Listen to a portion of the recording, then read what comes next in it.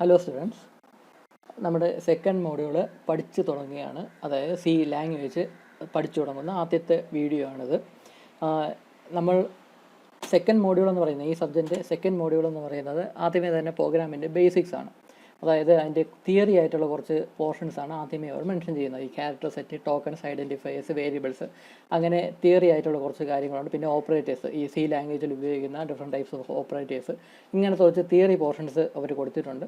അത് കഴിഞ്ഞിട്ടാണ് ഈ സി ലാംഗ്വേജിലെ മെയിൻ ആയിട്ടുള്ള പോർഷൻസ്, ഈ കൺട്രോൾ ലൂപ്പ് സ്റ്റേറ്റ്മെൻറ്റ്സൊക്കെ, കൺട്രോൾ ഫ്ലോ സ്റ്റേറ്റ്മെൻറ്റ്സും ലൂപ്പ് സ്റ്റേറ്റ്മെൻറ്റ്സ് അങ്ങനത്തെ കാര്യങ്ങളെല്ലാം വരുന്നത്. അതായത് ഫോർ ലൂപ്പ്, വൈൽ ലൂപ്പ്, പിന്നെ ഡു വൈൽ, അങ്ങനത്തെ ഇഫ് സ്റ്റേറ്റ്മെൻറ്റ്, സ്വിച്ച് സ്റ്റേറ്റ്മെൻറ്റ്, ഇങ്ങനത്തെ പോർഷൻസ് എല്ലാം വരുന്നത്. അപ്പോൾ ഇങ്ങനെ ഒരുപാട് പോർഷൻസ് ഉള്ള ബേസിക്സ് ആയിട്ടുള്ളതും കുറച്ച് ഡെപ്തിലായിട്ടുള്ള ടോപ്പിക്സ് ഇൻക്ലൂഡ് ചെയ്ത കുറച്ച് ലെങ്തി ആയിട്ടുള്ളൊരു മോഡ്യൂളാണ് സെക്കൻഡ് മോഡ്യൂൾ എന്ന് പറയുന്നത്. എൻ്റെ ഒരു ഒപ്പീനിയനിൽ തേർഡ് മോഡ്യൂളിനെക്കാളും ഫോർത്ത് മോഡ്യൂളിനെക്കാളും കൂടുതൽ ഇമ്പോർട്ടൻസ് കൊടുത്ത് പഠിക്കേണ്ട ഒരു മോഡ്യൂളാണ് സെക്കൻഡ് മോഡ്യൂൾ. കാരണം ബേസിക്സ് ആണ്, നമ്മുടെ സി ലാംഗ്വേജിൻ്റെ ബേസിക്സ് ആണ്. അപ്പോൾ അതുകൊണ്ട് തന്നെ കൂടുതൽ ടൈം എടുത്ത് നമ്മളിത് പഠിക്കുകയാണെങ്കിൽ അത്രത്തോളം ഈസി ആയിട്ട് ബാക്കിയുള്ള മോഡ്യൂൾസ് നമുക്ക് പഠിക്കാനായിട്ട് സാധിക്കും. സെക്കൻഡ് മോഡ്യൂൾ മുഴുവൻ പഠിക്കാതെ നമുക്ക് തേർഡ് മോഡ്യൂളും ഫോർത്ത് മോഡ്യൂളും നമുക്ക് പഠിക്കാൻ സാധിക്കത്തില്ല. സെക്കൻഡ് മോഡ്യൂൾ കംപ്ലീറ്റ് ആയിട്ട് നമ്മൾ പഠിക്കേണ്ടതായിട്ടുണ്ട്. വളരെ കാര്യമായിട്ട് ഒരുപാട് ടൈം എടുത്ത് സെക്കൻഡ് മോഡ്യൂൾ പഠിക്കുകയാണെങ്കിൽ അത്രത്തോളം ഈസി ആയിട്ട് നമുക്ക് തേർഡും ഫോർത്തും നമുക്ക് പഠിക്കാനായിട്ട് സാധിക്കും. അപ്പോൾ സെക്കൻഡ് മോഡ്യൂൾ പഠിച്ചാൽ മാത്രമേ തേർഡും ഫോർത്തും പഠിക്കാൻ ഒക്കുകയുള്ളൂ എന്ന് മനസ്സിലാക്കുക.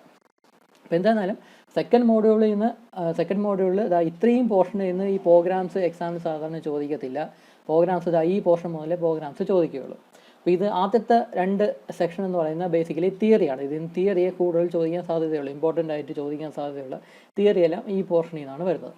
അപ്പോൾ ഇതാണ് സെക്കൻഡ് മോഡ്യൂളിൻ്റെ സിലബസ് എന്ന് പറയുന്നത്. നമ്മളിവിടെ തിയറി എന്നല്ല സ്റ്റാർട്ട് ചെയ്യുന്നത്, നമുക്ക് പ്രോഗ്രാമിൽ നിന്ന് തന്നെ സ്റ്റാർട്ട് ചെയ്യാം. 1-2 പ്രോഗ്രാംസ് വളരെ ഡീറ്റെയിൽഡ് ആയിട്ട് നമുക്ക് എക്സ്പ്ലെയിൻ ചെയ്ത് നമുക്ക് ഈ ലാംഗ്വേജ് നമുക്ക് പഠിച്ചു തുടങ്ങാം. അതിനുശേഷം നമുക്ക് ഇതിൻ്റെ തിയറി പോർഷൻസ് നമുക്ക് നോക്കാം. അപ്പോൾ എല്ലാവരും ഈ ലാംഗ്വേജ് പഠിച്ചു തുടങ്ങുമ്പോൾ ആദ്യം തിയറി ആയിരിക്കും പഠിക്കുന്നത്. നമുക്ക് തിയറി പഠിക്കേണ്ട ആദ്യം പ്രോഗ്രാം തന്നെ നമുക്ക് പഠിക്കാം. എങ്ങനെയാണ് പ്രോഗ്രാം എഴുതുന്നത്, റൺ ചെയ്യുന്നത്, അതിൻ്റെ സിൻറ്റാക്സ് എന്താണ്, അതിൻ്റെ ബേസിക് ആയിട്ടുള്ള കാര്യങ്ങൾ എന്തൊക്കെയാണെന്ന് 1-2 പ്രോഗ്രാംസ് ഡിസ്കസ് ചെയ്ത് നമുക്ക് ഡീറ്റെയിൽ ആയിട്ട് പഠിക്കാം. അപ്പോൾ ആദ്യത്തെ 2-3 വീഡിയോസ് എന്ന് പറഞ്ഞാൽ സാമ്പിൾ പ്രോഗ്രാംസ്, വളരെ സിമ്പിളായിട്ടുള്ള സാമ്പിൾ പ്രോഗ്രാംസ് ഡിസ്കഷൻ ആയിരിക്കും. അത് കഴിഞ്ഞിട്ട് തിയറി സ്റ്റാർട്ട് ചെയ്യുകയുള്ളൂ. ഈ വീഡിയോ കുറച്ച് ലെങ്തി ആയിരിക്കും. കാരണം ഇതിലൊരു പ്രോഗ്രാം നമ്മൾ വളരെ ഡീറ്റെയിൽഡ് ആയിട്ട് എക്സ്പ്ലെയിൻ ചെയ്യും. അതിൽ ഓരോ സ്റ്റേറ്റ്മെൻറ്റ്സ്, ഓരോ ലൈൻ ബൈ ലൈൻ ആയിട്ട് നമ്മൾ അതിൻ്റെ ഡീറ്റെയിൽസ് നമ്മൾ എക്സ്പ്ലെയിൻ ചെയ്യും. അപ്പോൾ അതുകൊണ്ട് തന്നെ വളരെ സ്ലോയിൽ നമ്മൾ മൂവ് ചെയ്യത്തുള്ളൂ. അതുകൊണ്ട് തന്നെ ഈ വീഡിയോ കുറച്ച് ലെങ്തി ആയിരിക്കും. എന്നാലും പൂർണ്ണമായിട്ടും കാര്യമായിട്ടും കാണാനായിട്ട് ശ്രമിക്കുക. പ്രോഗ്രാമിംഗ് അറിഞ്ഞുകൂടാത്ത ആൾക്കാർ ഈ വീഡിയോ ഒന്നിൽ കൂടുതൽ തവണ കാണാനായിട്ട് ശ്രമിക്കുക. എന്നാൽ മാത്രമേ നിങ്ങൾക്ക് കാര്യം മനസ്സിലാവുകയുള്ളൂ. ഒരു തവണ കേട്ടു എന്ന് പറഞ്ഞുകൊണ്ട് ഇതെല്ലാം കൂടെ മനസ്സിലാക്കാനായിട്ട് ആർക്കും കഴിയത്തില്ല. ഏതൊരാൾക്കായിരുന്നാലും ഒരു തവണ കേട്ടു എന്ന് പറഞ്ഞുകൊണ്ട് ഇതിൽ മുഴുവൻ കാര്യങ്ങളും നിങ്ങൾ മനസ്സിലാക്കണമെന്നില്ല. ഒന്നിൽ കൂടുതൽ തവണ നിങ്ങൾ ഈ വീഡിയോ കാണേണ്ടതായിട്ട് വരാം. അങ്ങനെയാണെങ്കിൽ നിങ്ങൾ കാണാം. പൂർണ്ണമായിട്ട് മനസ്സിലായില്ല എങ്കിൽ ഒന്നിൽ കൂടുതൽ തവണ ഈ വീഡിയോ കാണുക. എന്നിട്ടും മനസ്സിലായില്ല എങ്കിലും കുഴപ്പമില്ല. കാരണം ഈ പറയുന്ന കാര്യങ്ങൾ തന്നെ ഈ അടുത്ത വീഡിയോയിൽ ഞാൻ എക്സ്പ്ലെയിൻ ചെയ്യും. അടുത്ത വീഡിയോയിലും ഒരു പ്രോഗ്രാം തന്നെയായിരിക്കും നമ്മൾ ഡിസ്കസ് ചെയ്യുന്നത്. അടുത്ത വീഡിയോയിലും അതിൻ്റെ അടുത്ത വീഡിയോയിലും ഒക്കെ പ്രോഗ്രാം തന്നെയായിരിക്കും ഡിസ്കസ് ചെയ്യുന്നത്. അപ്പോൾ ഈ വീഡിയോയിൽ പറയുന്ന കാര്യം മനസ്സിലായില്ല എങ്കിൽ പോലും അടുത്ത വീഡിയോയിലോ അതിൻ്റെ അടുത്ത വീഡിയോയിലോ നിങ്ങൾക്ക് മനസ്സിലാവും. എന്നിട്ടും മനസ്സിലായില്ല എങ്കിലും കുഴപ്പമില്ല. ഈ വീഡിയോയിൽ പറയുന്ന എല്ലാ കാര്യങ്ങളും നമ്മുടെ തിയറി പഠിക്കുമ്പോൾ ഒന്നും കൂടെ ഞാൻ എക്സ്പ്ലെയിൻ ചെയ്യും. കാരണം തിയറി പഠിക്കുമ്പോൾ കുറച്ചും കൂടി ഡീറ്റെയിൽഡ് ആയിട്ട് എക്സ്പ്ലെയിൻ ചെയ്യണമല്ലോ. അപ്പോൾ അതുകൊണ്ട് ഈ വീഡിയോയിൽ കണ്ട് മനസ്സിലായില്ല എങ്കിൽ പോലും കുഴപ്പമില്ല. നമ്മൾ അതേ കാര്യം തന്നെ 1, 2, 3 തവണ ഇനിയും നമ്മൾ പഠിക്കും. അപ്പോൾ ഇതാണ് നമ്മൾ പഠിച്ചു തുടങ്ങിയാണ്, ഈ സി ലാംഗ്വേജ് പഠിച്ചു തുടങ്ങിയാണ് ഈ വീഡിയോയിൽ. അപ്പോൾ ആദ്യമായിട്ട് നമ്മളൊരു സാമ്പിൾ പ്രോഗ്രാമാണ് നമ്മൾ ഡിസ്കസ് ചെയ്യുന്നത്. വളരെ സിമ്പിളായിട്ടുള്ള ഒരു സാമ്പിൾ സി പ്രോഗ്രാമാണ് നമ്മളിവിടെ ഈ വീഡിയോയിൽ ഡിസ്കസ് ചെയ്യാൻ പോകുന്നത്. ഈ പ്രോഗ്രാം എന്ന് പറഞ്ഞാൽ 2 നമ്പേഴ്സിൻ്റെ സമ്മ് കാൽക്കുലേറ്റ് ചെയ്യാനുള്ള വളരെ സിമ്പിളായിട്ടുള്ള പ്രോഗ്രാമാണ്. നമ്മൾ 2 നമ്പേഴ്സ് എൻ്റർ ചെയ്ത് കൊടുക്കുമ്പോഴേക്കും അതിൻ്റെ സമ്മ് ടോട്ടൽ എത്രയാണെന്ന് അത് കാൽക്കുലേറ്റ് ചെയ്ത് നമുക്ക് ഔട്ട്പുട്ട് തരുന്നു. അങ്ങനെ ഒരു സി പ്രോഗ്രാമാണ് നമ്മളിവിടെ ഡിസ്കസ് ചെയ്യാൻ പോകുന്നത്. ഈ പ്രോഗ്രാം റൺ ചെയ്യുമ്പോൾ ഔട്ട്പുട്ട് സ്ക്രീൻ എന്താണ് നമ്മുടെ കഴിഞ്ഞ വീഡിയോയിൽ ഞാൻ കാണിച്ചു തന്നു. ആ ഔട്ട്പുട്ട് സ്ക്രീനിൽ വരുന്ന ആ ഒരു പോർഷനാണ് ഇവിടെ ഒരു ബോക്സിൽ ഞാനിവിടെ കൊടുത്തിട്ടുള്ളത്. നമ്മുടെ വീഡിയോയിൽ എല്ലാ പ്രോഗ്രാമും ഡിസ്കസ് ചെയ്യുമ്പോൾ ഇങ്ങനെ ഒരു സ്ക്രീനിൽ ഇങ്ങനെ ഒരു ബോക്സിൽ ഞാൻ അതിൻ്റെ ഔട്ട്പുട്ട് എന്ന് പറഞ്ഞ് കൊടുത്തിരിക്കും. അതായത് പ്രോഗ്രാം റൺ ചെയ്യുമ്പോൾ അപ്പിയർ ചെയ്യുന്ന ഔട്ട്പുട്ട് സ്ക്രീനിൽ എന്താണ് വരുന്നത് എന്നാണ് ഈ ബോക്സിൻ്റെ അകത്ത് വരുന്നത്. ഇതിൽ ഈ റെഡ് കളറിൽ ടൈപ്പ് ചെയ്തിരിക്കുന്ന ലെറ്റേഴ്സ് എന്ന് പറഞ്ഞാൽ നമ്മൾ കീബോർഡ് വഴി ഇൻപുട്ട് കൊടുക്കുന്ന കാര്യങ്ങളാണ് ഈ റെഡ് കളറിൽ കൊടുത്തിട്ടുള്ളത്. ഇപ്പോൾ കീബോർഡ് വഴി നമ്മൾ എന്തെങ്കിലും ടൈപ്പ് ചെയ്ത് കൊടുക്കുകയാണെങ്കിൽ അത് ഈ റെഡ് കളറിലായിരിക്കും ഞാൻ കൊടുത്തിരിക്കുന്നത്. അപ്പോൾ ഈ ഒരു പ്രോഗ്രാം റൺ ചെയ്യുമ്പോൾ വരുന്ന ഔട്ട്പുട്ട് സ്ക്രീനിൽ എങ്ങനെയായിരിക്കും വരുന്നത്? അത് റൺ ചെയ്യുമ്പോൾ ആദ്യം അത് എൻ്റർ ടു നമ്പേഴ്സ് എന്നത് ചോദിക്കും. കമ്പ്യൂട്ടർ നമ്മുടെ ഔട്ട്പുട്ട് സ്ക്രീനിൽ എൻ്റർ ടു നമ്പേഴ്സ് എന്ന് ചോദിക്കും.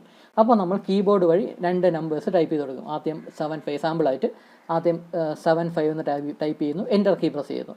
എന്നിട്ട് അടുത്ത രണ്ടാമത്തെ നമ്പറായ 47 ടൈപ്പ് ചെയ്യുന്നു, എൻ്റർ കീ പ്രസ് ചെയ്യുന്നു. അങ്ങനെ രണ്ടാമത് എൻ്റർ കീ പ്രസ് ചെയ്യുമ്പോഴേക്കും അത് രണ്ടും കൂടെ, ഈ 2 നമ്പേഴ്സും കൂടെ സം ചെയ്ത് നമുക്ക് അതിൻ്റെ ഔട്ട്പുട്ട് ഇതാ ഇങ്ങനെ ഒരു ലൈനായിട്ട് നമുക്കിവിടെ കാണിക്കും. സം ഓഫ് 2 നമ്പേഴ്സ് ഈസ് 122 എന്നൊരു ഔട്ട്പുട്ടായിട്ട് കാണിക്കും.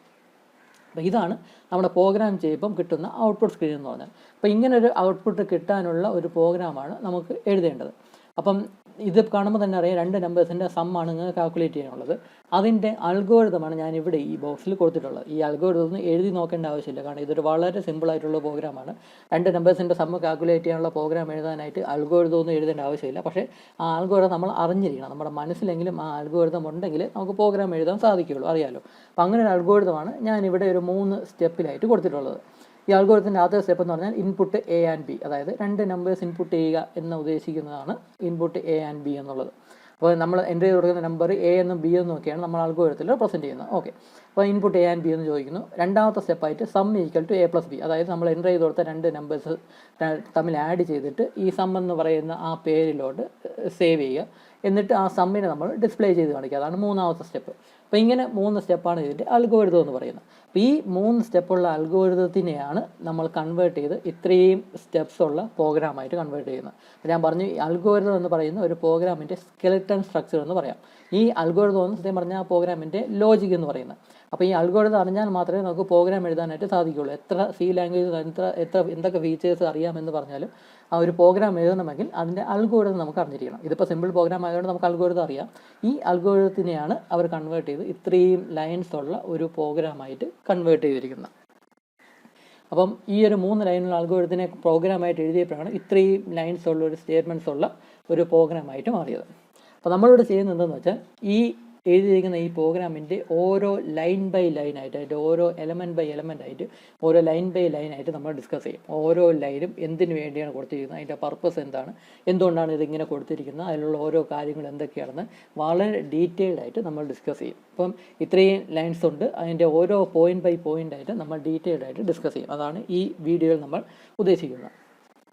അപ്പം ആദ്യം നമുക്ക് ഈ പ്രോഗ്രാം എക്സ്പ്ലെയിൻ ചെയ്ത് തുടങ്ങാം. ഈ പ്രോഗ്രാമിലെ ഓരോ സ്റ്റേറ്റ്മെൻറ്റും എന്തൊക്കെയാണ് എന്ന് നമുക്ക് എക്സ്പ്ലെയിൻ ചെയ്ത് തുടങ്ങാം. ആദ്യത്തത് hash include studio dot H എന്നാണ് ആദ്യത്തെ സ്റ്റേറ്റ്മെൻറ്റ്. ഹാഷ് ഇൻക്ലൂഡ് 2 ആംഗിൾ ബ്രാക്കറ്റ്സിൻ്റെ അകത്ത് സ്റ്റുഡിയോ ഡോട്ട് എച്ച്. ഇതിന് നമ്മൾ കാഷ്വലി സ്റ്റുഡിയോ ഡോട്ട് എച്ച് എന്ന് പറയും. സത്യം പറഞ്ഞാൽ സ്റ്റുഡിയോ ഡോട്ട് എച്ച് എന്ന പ്രൊണൗൺസിയേഷൻ തെറ്റാണ്, എന്നാലും നമ്മളങ്ങനെ പറയുന്നു എന്നേ ഉള്ളൂ. കാഷ്വലായിട്ട് പറയുമ്പോൾ സ്റ്റുഡിയോ ഡോട്ട് എച്ച് എന്ന് നമ്മൾ പറയാറേ ഉള്ളൂ.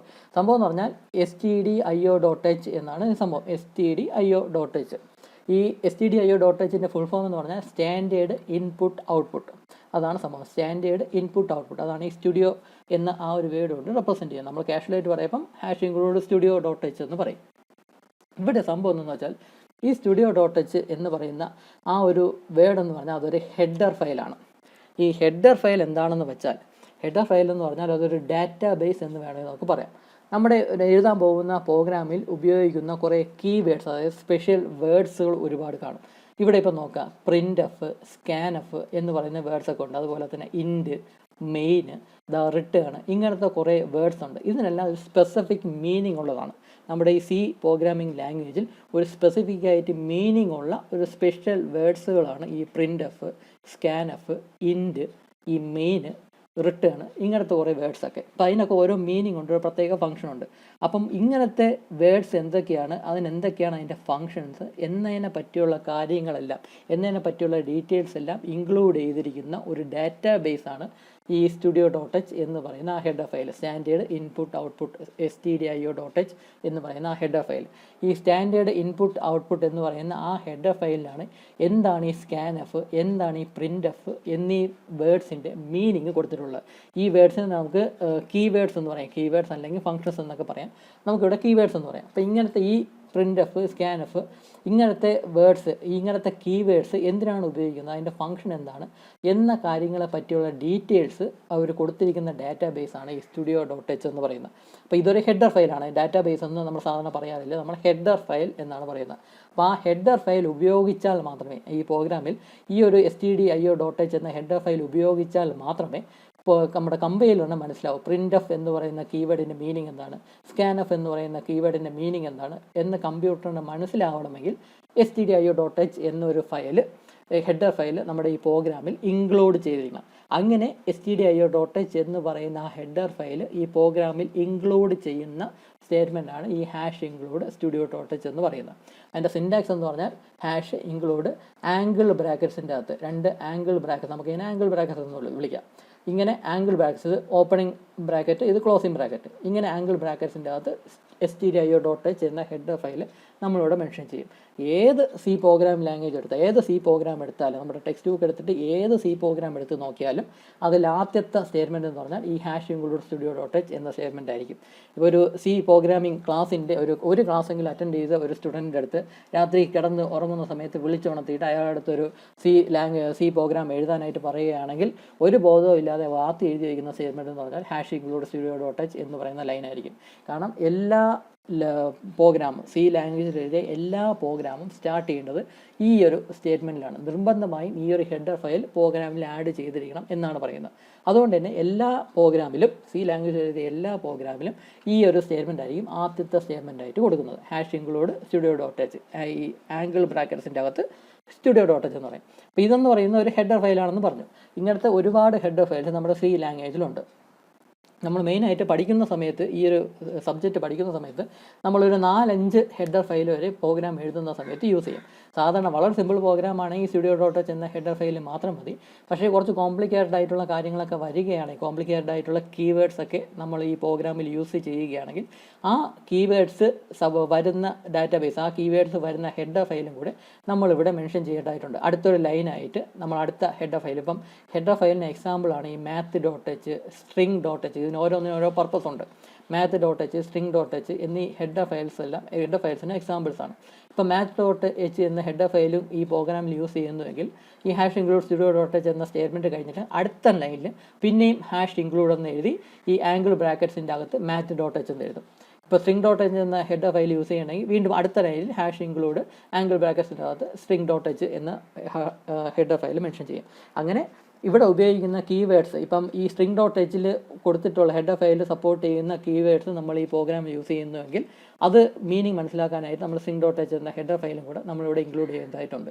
ഈ math.h എന്ന് പറയുന്ന ഹെഡർ ഫയൽ നമ്മൾ വളരെ കോമൺ ആയിട്ട് യൂസ് ചെയ്യുന്ന ഒരു ഹെഡർ ഫയലാണ്.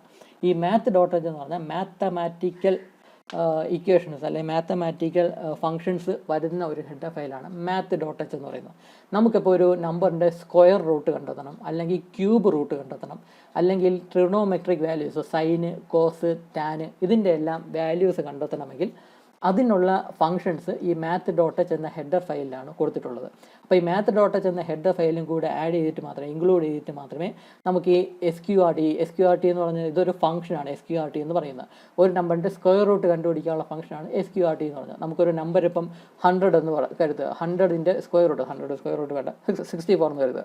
64 എന്ന നമ്പറിൻ്റെ സ്ക്വയർ റൂട്ട് കണ്ടെത്തണമെങ്കിൽ SQRT എന്ന് എഴുതിയിട്ട് ബ്രാക്കറ്റിൻ്റെ അകത്ത് 64 എന്ന് ഇട്ട് കൊടുത്താൽ മതി. അത് എക്സിക്യൂട്ട് ചെയ്യപ്പെടുമെങ്കിൽ 64ൻ്റെ സ്ക്വയർ റൂട്ട് ആയിരിക്കും നമുക്ക് ആൻസർ ആയിട്ട് കിട്ടുന്നത്. അങ്ങനെ ഈ SQRT എന്ന് പറഞ്ഞാൽ ഈ സ്ക്വയർ റൂട്ട് കണ്ടെത്താനുള്ള ഈ ഫംഗ്ഷൻ എല്ലാം ഈ math.h എന്ന ഹെഡർ ഫയലാണുള്ളത്. അപ്പോൾ ഈ SQRT എന്ന് പറയുന്ന ഈ ഒരു ഫംഗ്ഷൻ നമ്മുടെ പ്രോഗ്രാമിൽ ഉപയോഗിക്കുന്നുവെങ്കിൽ അത് സപ്പോർട്ട് ചെയ്യണമെങ്കിൽ math.h എന്ന ഹെഡർ ഫയൽ നമ്മൾ ഇതിൽ ഇൻക്ലൂഡ് ചെയ്തിരിക്കണം. ഈ സ്ക്വയർ റൂട്ട്, അതുപോലെ തന്നെ ക്യൂബ് റൂട്ട്, പിന്നെ സൈന്, കോസ്, ടാന്, ഇതിൻ്റെ വാല്യൂസ് എല്ലാം കണ്ടെത്താനായിട്ട് ഓരോ ഫംഗ്ഷൻസ് ഉണ്ട്. ആ ഫംഗ്ഷൻസ് എല്ലാം നമ്മൾ പ്രോഗ്രാമിൽ യൂസ് ചെയ്യണമെങ്കിൽ ഈ ഒരു studio.h എന്ന ഹെഡർ ഫയലിന് ശേഷം അടുത്ത ലൈനായിട്ട് ഈ maths.h എന്ന് പറയുന്ന ഹെഡർ ഫയലൊക്കെ നമ്മൾ പ്രോഗ്രാമിൽ ആഡ് ചെയ്യേണ്ടതായിട്ടുണ്ട്. നമ്മൾ പ്രോഗ്രാം എഴുതും, അപ്പോൾ മനസ്സിലാവും. അപ്പോൾ ഇതാണ് ഹെഡർ ഫയൽ എന്ന് പറയുന്നത്. studio.h എന്ന ഹെഡർ ഫയലാണ് നിർബന്ധമായും നമ്മൾ യൂസ് ചെയ്യേണ്ടത്. അതുപോലെ തന്നെ വേറെയും ഹെഡർ ഫയൽസ് ഉണ്ട്. നമ്മുടെ ഓരോ യൂസ് അനുസരിച്ച് ഈ ഹെഡർ ഫയൽ, ഇങ്ങനത്തെ ഹെഡർ ഫയൽസൊക്കെ നമ്മൾ പ്രോഗ്രാമിൽ ഇൻക്ലൂഡ് ചെയ്യും. അപ്പോൾ ഈ ഹെഡർ ഫയൽ ഇൻക്ലൂഡ് ചെയ്യുന്ന സ്റ്റെപ്പാണ് ആദ്യത്തെ സ്റ്റെപ്പ് എന്ന് പറയുന്നത്. അടുത്ത രണ്ടാമത്തെ, ഈ പ്രോഗ്രാമിൽ കൊടുത്തിരിക്കുന്ന രണ്ടാമത്തെ സ്റ്റേറ്റ്മെൻറ്റ് എന്ന് പറഞ്ഞാൽ ഇവിടെ /* എന്ന് എഴുതിയിട്ട് a sample C program to add 2 numbers എന്ന് എഴുതിയിട്ടുണ്ട്. എന്നിട്ട് വീണ്ടും */. അപ്പോൾ ഇങ്ങനെയൊരു സംഭവം കൊടുത്തിട്ടുണ്ട്. ഈ സംഭവം എന്താണെന്ന് വെച്ചാൽ അതിനെ കമൻ്റ് എന്നോ അല്ലെങ്കിൽ ഡിസ്ക്രിപ്ഷനോ എന്നൊക്കെയാണ് നമ്മൾ അതിനെ വിളിക്കുന്നത്. കമൻറ്റ് അല്ലെങ്കിൽ ഡിസ്ക്രിപ്ഷൻ എന്നൊക്കെയാണ് നമ്മൾ ഈ സ്റ്റേറ്റ്മെൻറ്റിനെ വിളിക്കുന്നത്. ഈ ഒരു സ്റ്റേറ്റ്മെൻറ്റ് സത്യം പറഞ്ഞാൽ ഈ കമ്പൈലർ എക്സിക്യൂട്ട് ചെയ്യത്തില്ല, അതായത് നമ്മുടെ കമ്പ്യൂട്ടർ എക്സിക്യൂട്ട് ചെയ്യത്തില്ല ഈ ഒരു സ്റ്റേറ്റ്മെൻറ്റ്. ഇങ്ങനെ ഈ /* ഇട്ടിട്ട് ഇപ്പോൾ ഒരു ടെക്സ്റ്റ് ഇവിടെ എഴുതിയിട്ട് പിന്നെയും */ എന്ന് ഇട്ട് നമ്മളൊരു ലൈൻ ഓഫ് സ്റ്റേറ്റ്മെൻറ്റ് നമ്മളിങ്ങനെ എഴുതുകയാണെങ്കിൽ ഈ ഒരു പർട്ടിക്കുലർ സ്റ്റേറ്റ്മെൻറ്റ് കമ്പ്യൂട്ടർ എക്സിക്യൂട്ട് ചെയ്യത്തില്ല. ഈ ഒരു സ്റ്റേറ്റ്മെൻറ്റ് മൊത്തത്തിൽ കമ്പ്യൂട്ടർ അങ്ങ് സ്കിപ്പ് ചെയ്യും. കാരണം ഈ ഒരു സ്റ്റേറ്റ്മെൻറ്റ് കൊടുത്തിരിക്കുന്നത് നമ്മൾ ഹ്യൂമൻസിന് വായിക്കാൻ വേണ്ടിയുള്ളതാണ്. നമ്മളിപ്പോൾ ഒരു പ്രോഗ്രാം എഴുതുമ്പോൾ അത് വായിക്കുന്ന യൂസർക്ക് അല്ലെങ്കിൽ വായിക്കുന്ന നമുക്ക് അല്ലെങ്കിൽ വേറെ ഏതെങ്കിലും പ്രോഗ്രാമർ കോഡ് കുറേ നാൾ കഴിഞ്ഞിട്ട് ആ പ്രോഗ്രാം എടുത്ത് വായിക്കുന്ന സമയത്ത് അയാൾക്ക് മനസ്സിലാക്കാനായിട്ട് എന്തെങ്കിലും ഒരു ഡിസ്ക്രിപ്ഷൻ നമ്മുടെ ഈ പ്രോഗ്രാമിൽ കൊടുക്കണമെങ്കിൽ ചെയ്യുന്ന ഒരു മെത്തേഡാണ് ഈ ഒരു രീതി എന്ന് പറയുന്നത്. നമുക്ക് എന്തെങ്കിലും അഡീഷണൽ ആയിട്ടുള്ള ഒരു ഇൻഫോർമേഷനോ കമൻറ്റോ അല്ലെങ്കിൽ ഡിസ്ക്രിപ്ഷനോ എന്തെങ്കിലും പ്രോഗ്രാമിൽ ഇൻക്ലൂഡ് ചെയ്യണമെങ്കിൽ അത് കമ്പ്യൂട്ടറിന് വേണ്ടിയല്ല, വായിക്കുന്ന ഹ്യൂമൻസിന് അയാൾക്ക് ഹ്യൂമൻസ് വായിക്കുമ്പോൾ അവർക്ക് മനസ്സിലാവാൻ വേണ്ടി എന്തെങ്കിലും ഒരു ഇൻഫോർമേഷൻ നമ്മൾ പ്രോഗ്രാമിൽ എവിടെയെങ്കിലും മെൻഷൻ ചെയ്യണമെങ്കിൽ യൂസ് ചെയ്യുന്ന മെത്തേഡാണ് ഈ ഒരു രീതി എന്ന് പറയുന്നത്. നമ്മൾ ഈ /* ഇട്ടിട്ട് എന്തെങ്കിലും ഒരു ടെക്സ്റ്റ് എഴുതുക, എന്നിട്ട് പിന്നെയും */ ഇടുക. ഇങ്ങനെ ഇട്ട് കഴിഞ്ഞാൽ ഈ ഒരു ലൈന് ഈ ഒരു സ്റ്റേറ്റ്മെൻറ്റ് കമ്പ്യൂട്ടർ എക്സിക്യൂട്ട് ചെയ്യത്തേയില്ല. അത് കമ്പ്യൂട്ടർ ഫുള്ളായിട്ട് അതങ്ങ് സ്കിപ്പ് ചെയ്യും, അത് എക്സിക്യൂട്ട് ചെയ്യത്തേയില്ല. ഇങ്ങനൊരു സംഭവം കൊടുക്കുന്നത് നമുക്ക് വായിക്കാൻ വേണ്ടിയാണ്. ഈ ഒരു ടെക്സ്റ്റ് എന്നുള്ളത് ഔട്ട്പുട്ട് സ്ക്രീനിലൊന്നും അപ്പിയർ ചെയ്യത്തില്ല, ഒരിടത്തും അപ്പിയർ ചെയ്യത്തില്ല റൺ ചെയ്യുമ്പോൾ, കാരണം അത് എക്സിക്യൂട്ട് ചെയ്യുന്നേ ഇല്ല. ഇങ്ങനൊരു സംഭവം കൊടുക്കുന്നത് ഈ പ്രോഗ്രാം വായിക്കുന്ന ആൾക്ക്, ഒന്നെങ്കിൽ പ്രോഗ്രാമർക്കോ അല്ലെങ്കിൽ വേറെ ഏതെങ്കിലും പ്രോഗ്രാമർക്കോ അല്ലെങ്കിൽ ഈ ഇത് വായിക്കുന്ന ഹ്യൂമൻസ് നമ്മളെ പോലുള്ള ആൾക്കാർ ഈ പ്രോഗ്രാം വായിക്കുമ്പം എന്തെങ്കിലും അഡീഷണൽ ഇൻഫോർമേഷനും കൂടെ അറിയണമെങ്കിൽ കൊടുക്കാൻ വേണ്ടിയായിട്ടാണ് ഈ ഒരു രീതി ഉപയോഗിക്കുന്നത്. മേ ബി നമ്മുടെ കമ്പനീസിലൊക്കെ ആണെങ്കിൽ ഒരു പർട്ടിക്കുലർ ആൻഡ്രോയിഡ് ആപ്പിൻ്റെ പ്രോഗ്രാം എന്ന് പറഞ്ഞാൽ മേ ബി ഒരു 10-100 പേജ് കാണും. ഒരു ആപ്പിൻ്റെ പ്രോഗ്രാം എന്ന് പറയുന്നത്, കോഡെന്ന് പറയുന്നത് 10-100 പേജ് കാണും. അപ്പോൾ ആ 10-100 പേജിൽ ഇപ്പോൾ ഒരു പ്രോഗ്രാമർ ആയിരിക്കും ആ കോഡ് എഴുതിയത്. അത് കഴിഞ്ഞിട്ട് അയാൾ കമ്പനിയിൽ നിന്ന് റിസൈൻ ചെയ്ത് പോയി. അതിനുശേഷം 3-4 വർഷങ്ങൾക്ക് ശേഷം ഈ പ്രോഗ്രാമിൻ്റെ കോഡ് വേറെ ഒരു പ്രോഗ്രാമർ എടുത്ത് വായിക്കുകയാണെങ്കിൽ അയാൾക്ക് മനസ്സിലാവണമല്ലോ ഇന്ന പോർഷൻസ് എന്തിനാണ് ആ പ്രോഗ്രാമിൽ എഴുതിയിരിക്കുന്നതെന്ന് അയാൾക്ക് മനസ്സിലാവണമല്ലോ. അങ്ങനെ മനസ്സിലാവണമെങ്കിൽ പ്രോഗ്രാം ആദ്യമേ എഴുതുന്ന ആക്കി തന്നെ ചെറിയ ഡിസ്ക്രിപ്ഷൻസ് ഈ പ്രോഗ്രാമിൻ്റെ ഇടയ്ക്ക് വേണമെങ്കിൽ കൊടുക്കാനായിട്ട് സാധിക്കും, ഈ വായിക്കുന്ന കുറേ നാൾ കഴിഞ്ഞിട്ട് വായിക്കുന്ന ആൾക്ക് മനസ്സിലാവാനായിട്ട്. അപ്പോൾ അങ്ങനെ ഒരു ഇൻഫോർമേഷൻ കൊടുക്കാനായിട്ടോ ഡിസ്ക്രിപ്ഷൻ കൊടുക്കാനായിട്ടോ പ്രോഗ്രാമിൻ്റെ ഇടയിൽ നമ്മൾ ഹ്യൂമൻസിന് വായിക്കാൻ വേണ്ടി മാത്രമായിട്ട് കൊടുക്കുന്ന ഒരു രീതിയാണ് ഈ ഒരു രീതി എന്ന് പറയുന്നത്. അപ്പോൾ ഇത് കമ്പൈൽ ചെയ്യത്തില്ല, അതായത് പ്രോഗ്രാം കമ്പ്യൂട്ടർ എക്സിക്യൂട്ട് ചെയ്യത്തില്ല. ഇത് അഡീഷണൽ ആയിട്ട് എന്തെങ്കിലും ഡിസ്ക്രിപ്ഷനോ കമൻറ്റോ പ്രോഗ്രാമിൽ ഇൻക്ലൂഡ് ചെയ്യാൻ വേണ്ടി ഉപയോഗിക്കുന്ന ഒരു രീതിയാണ് ഈ കാണുന്നത്. അതായത് /* ഇട്ടിട്ട് എന്തെങ്കിലും ഒരു ടെക്സ്റ്റ് എഴുതുക, അത് കഴിഞ്ഞ് വീണ്ടും */ ഇടുക. അപ്പോൾ ഈ രണ്ട് /* ഇടയിൽ എന്ത് എഴുതിയാലും അത് എക്സിക്യൂട്ട് ചെയ്യത്തില്ല എന്നാണ് പറയുന്നത്. അപ്പോൾ കമ്പ്യൂട്ടർ ഈ ഒരു സ്റ്റേറ്റ്മെൻറ്റ് എക്സിക്യൂട്ട് ചെയ്യത്തേയില്ല. ഈ പ്രോഗ്രാമിൽ ഞാൻ ഇവിടെ ഇത് ഇൻക്ലൂഡ് ചെയ്തത് എന്തിനാണെന്ന് വെച്ചാൽ, നിങ്ങൾ യൂണിവേഴ്സിറ്റി എക്സാമിന് ആൻസർ എഴുതുന്ന സമയത്ത് പേപ്പർ വാല്യൂ ചെയ്യുന്ന ടീച്ചറിനെ ഇമ്പ്രസ് ചെയ്യിക്കാനായിട്ട് നമുക്ക് ഇങ്ങനത്തെ മെത്തേഡ്സൊക്കെ യൂസ് ചെയ്യാം. ഇപ്പോൾ ടീച്ചർ പേപ്പർ വാല്യൂ ചെയ്യുന്ന സമയത്ത് ഇങ്ങനെ ഡിസ്ക്രിപ്ഷനൊക്കെ നമ്മൾ തന്നിട്ടുള്ള ക്വസ്റ്റ്യൻ്റെ ഒരു ഷോർട്ട് ഫോമൊക്കെ ഇങ്ങനെ /* ഇട്ട് ആ ക്വസ്റ്റ്യൻ്റെ ഷോർട്ട് ഫോമൊക്കെ നമ്മളിങ്ങനെ എഴുതി ഇങ്ങനെ വയ്ക്കുകയാണെങ്കിൽ അത് നോക്കുന്ന ടീച്ചർ ഒന്ന് ഇമ്പ്രസ്ഡ് ആവും. അയാൾ ലാംഗ്വേജ് അറിയാവുന്ന ആളാണ്, ഈ ഡിസ്ക്രിപ്ഷനൊക്കെ ഇങ്ങനെ കൊടുത്തിട്ടുണ്ട്, അപ്പോൾ വായിക്കുമ്പോൾ നമുക്ക് മനസ്സിലാവും ഇതിന് വേണ്ടിയാണ് ഈ പ്രോഗ്രാം ചെയ്തിട്ടുള്ളത്. അപ്പോൾ ഇങ്ങനെയൊക്കെ കാണുമ്പം അവർ കുറച്ച് ഇമ്പ്രസ്ഡ് ആവും. അങ്ങനെ ഇമ്പ്രസ്ഡായി മേ ബി 1 മാർക്കോ 2 മാർക്കോ ചിലപ്പോൾ നമുക്ക് എക്സ്ട്രാ കിട്ടിയെന്നിരിക്കും. അപ്പോൾ അതിന് വേണ്ടിയുള്ളൊരു മെത്തേഡ്, അതിന് വേണ്ടിയുള്ള ഷോർട്ട് കട്ടെന്നോ അല്ലെങ്കിൽ ടീച്ചറിനെ പറ്റിക്കാൻ വേണ്ടിയുള്ള ഒരു രീതിയായിട്ടുമാണ് നമ്മൾ എക്സാമിന് നമ്മൾ ഈ ഒരു സംഭവം എഴുതാൻ പോകുന്നത്. അപ്പോൾ അത് കാണിക്കാൻ വേണ്ടി വെറുതെയാണ് ഞാൻ ഇങ്ങനെ ഒരു സ്റ്റേറ്റ്മെൻറ്റ് ഇവിടെ ഇൻക്ലൂഡ് ചെയ്തത്. അപ്പോൾ നമുക്ക് ഇങ്ങനെയൊക്കെ എഴുതി പേപ്പർ വാല്യൂ ചെയ്യുന്ന ടീച്ചറിനെ ഇമ്പ്രസ് ചെയ്യിക്കാനായിട്ട് സാധിക്കും. ഇങ്ങനെ ഒരു സ്റ്റേറ്റ്മെൻറ്റ് ഈ പ്രോഗ്രാമിൽ ഇല്ല എങ്കിലും പ്രോഗ്രാം കറക്റ്റായിട്ട് റൺ ആയിക്കോളൂ, ഒരു കുഴപ്പവുമില്ല. അപ്പം ഈ ഒരു സ്റ്റേറ്റ്മെൻറ്റ് എന്ന് പറഞ്ഞാൽ വെറുതെ കൊടുത്തതാണ്. ഇങ്ങനൊരു സ്റ്റേറ്റ്മെൻറ്റ് ഈ പ്രോഗ്രാമിൽ ഇല്ല എങ്കിൽ പോലും ഒരു എററും ഇല്ലാതെ പ്രോഗ്രാം റൺ ആയിക്കോളും. പക്ഷേ ഞാൻ നേരത്തെ പറഞ്ഞല്ലോ, നമ്മുടെ എക്സാമിന് ആൻസറൊക്കെ എഴുതുന്ന സമയത്ത് ഇങ്ങനെയൊക്കെ എഴുതി വയ്ക്കുകയാണെങ്കിൽ നമുക്ക് മേ ബി 1-2 മാർക്കൊക്കെ ഭാഗ്യം കൊണ്ട് നമുക്ക് ചിലപ്പോൾ എക്സ്ട്രാ കിട്ടിയെന്നൊക്കെ ഇരിക്കും. അപ്പോൾ അത് കാണിക്കാൻ വേണ്ടി വെറുതെ ഷോയ്ക്ക് വേണ്ടി മാത്രമാണ് ഞാൻ ഇങ്ങനൊരു സ്റ്റേറ്റ്മെൻറ്റ് ഈ പ്രോഗ്രാമിൽ ഇൻക്ലൂഡ് ചെയ്തത്. അല്ലാതെ നിർബന്ധമായിട്ട് ഈ സ്റ്റേറ്റ്മെൻറ്റ് വേണമെന്നൊന്നുമില്ല. എന്നാലും നിങ്ങൾ പ്രോഗ്രാം എഴുതുന്ന സമയത്ത് ഇങ്ങനൊരു സ്റ്റേറ്റ്മെൻറ്റ് എഴുതാനായിട്ട് ശ്രമിക്കുക. ഈ ഹെഡർ ഫയൽ അതിൻ്റെ ആ ഹാഷിങ്ങിലൂടെ ഹെഡർ ഫയൽ ആ ഒരു സ്റ്റേറ്റ്മെൻറ്റ് കഴിഞ്ഞിട്ട് ഇങ്ങനെ ഡിസ്ക്രിപ്ഷൻ പോലെ നമുക്ക് തന്നിട്ടുള്ള ക്വസ്റ്റ്യൻ്റെ ഒരു ഷോർട്ട് ഫോം ഇങ്ങനെ എഴുതാനായിട്ട് ശ്രമിക്കുക. അപ്പോൾ ഇതാണ് ഈ രണ്ടാമത്തെ ലൈൻ എന്ന് പറയുന്നത്. അടുത്തത് ഇൻഡ് മെയിൻ എന്ന് പറഞ്ഞ് 2 ബ്രാക്കറ്റ് ഇട്ടിട്ടുണ്ട്. ഇതാണ് മൂന്നാമത്തെ ലൈൻ. ഇതെന്ന് പറയുന്നത് ഈ മെയിൻ എന്ന് പറഞ്ഞ് 2 ബ്രാക്കറ്റ് ഇവിടെ ഇട്ടിട്ടുണ്ട്. ഇത് പാരന്തസിസ് എന്നാണ് പറയുന്നത്. നമ്മളതിനെ കാഷ്വലായിട്ട് സിമ്പിൾ ബ്രാക്കറ്റ്സ് എന്ന് പറയും. പക്ഷേ ഇതിന് ടെക്നിക്കലി പറയുന്ന പാരന്തസിസ് എന്നാണ്. ഇത് ഓപ്പൺ പാരന്തസിസ്, ഇത് ക്ലോസ്ഡ് പാരന്തസിസ്. നമ്മളതിനെ സിമ്പിൾ ബ്രാക്കറ്റ്സ് എന്ന് പറയും. ഇവിടെ നമ്മൾ ഇൻറ്റ് മെയിൻ എന്ന് എഴുതി 2 ബ്രാക്കറ്റ് ഇവിടെ ഇട്ടിട്ടുണ്ട്. ഈ മെയിൻ എന്ന് പറഞ്ഞാൽ അതൊരു ഫംഗ്ഷൻ എന്നാണ് അത് ഉദ്ദേശിക്കുന്നത്. മെയിൻ ഫംഗ്ഷനാണ് ഈ ഉദ്ദേശിക്കുന്നത്.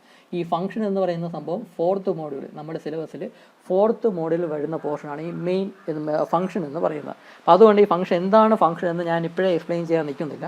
അത് 4th മോഡ്യൂളൊക്കെ ആവുമ്പോഴേ ഞാൻ എക്സ്പ്ലെയിൻ ചെയ്യുന്നുള്ളൂ. ഇപ്പോഴേ പറഞ്ഞിട്ട് കാര്യമില്ല. അപ്പോൾ ഇവിടെ സംഭവം എന്തെന്ന് വെച്ചാൽ നിർബന്ധമായും ഇങ്ങനെ ഒരു സ്റ്റേറ്റ്മെൻറ്റ് നമ്മളെ പ്രോഗ്രാമിൽ കൊടുത്തിരിക്കാം. ഇൻറ്റ് മെയിൻ എന്ന് പറഞ്ഞ് ഇവിടെ ഉദ്ദേശിക്കുന്ന മെയിൻ ഫംഗ്ഷനാണ് ഉദ്ദേശിക്കുന്നത്. അതായത് ഉദ്ദേശിക്കുന്നത് വെച്ചാൽ നമ്മുടെ പ്രോഗ്രാമിൻ്റെ മെയിൻ പോർഷനാണ് ഈ ഉദ്ദേശിക്കുന്നത്. അങ്ങനെ നിങ്ങൾ വിചാരിക്കുക. നമ്മുടെ ഈ പ്രോഗ്രാമിൻ്റെ മെയിൻ പോർഷൻ എന്ന് പറഞ്ഞാൽ ഇനിയാണ് വരാൻ പോകുന്നത്. ഇങ്ങനെ ഇൻറ്റ് മെയിൻ എന്ന് എഴുതി 2 ബ്രാക്കറ്റ് ഇടുക, എന്നിട്ട് ഒരു കേർലി ബ്രാക്കറ്റ് ഓപ്പൺ ചെയ്യുക. ഇതിനെ ടെക്നിക്കലി പറയുന്ന ബ്രേസസ് എന്നാണ് ഈ ഒരു ബ്രാക്കറ്റിനെ പറയുന്നത്. നമ്മൾ കാഷ്വലായിട്ട് കേർലി ബ്രാക്കറ്റ് എന്നായിരിക്കും പറയുന്നത്. ഇവിടെ ഇൻറ്റ് മെയിൻ എന്ന് എഴുതി അടുത്ത ലൈനിൽ കേർലി ബ്രാക്കറ്റ് ഓപ്പൺ ചെയ്തിട്ട് പിന്നെയാണ് നമ്മൾ ഈ പ്രോഗ്രാമിൻ്റെ ഏറ്റവും ഇമ്പോർട്ടൻ്റ് ആയിട്ടുള്ള സ്റ്റേറ്റ്മെൻറ്റ്സ് എല്ലാം എഴുതുന്നത്.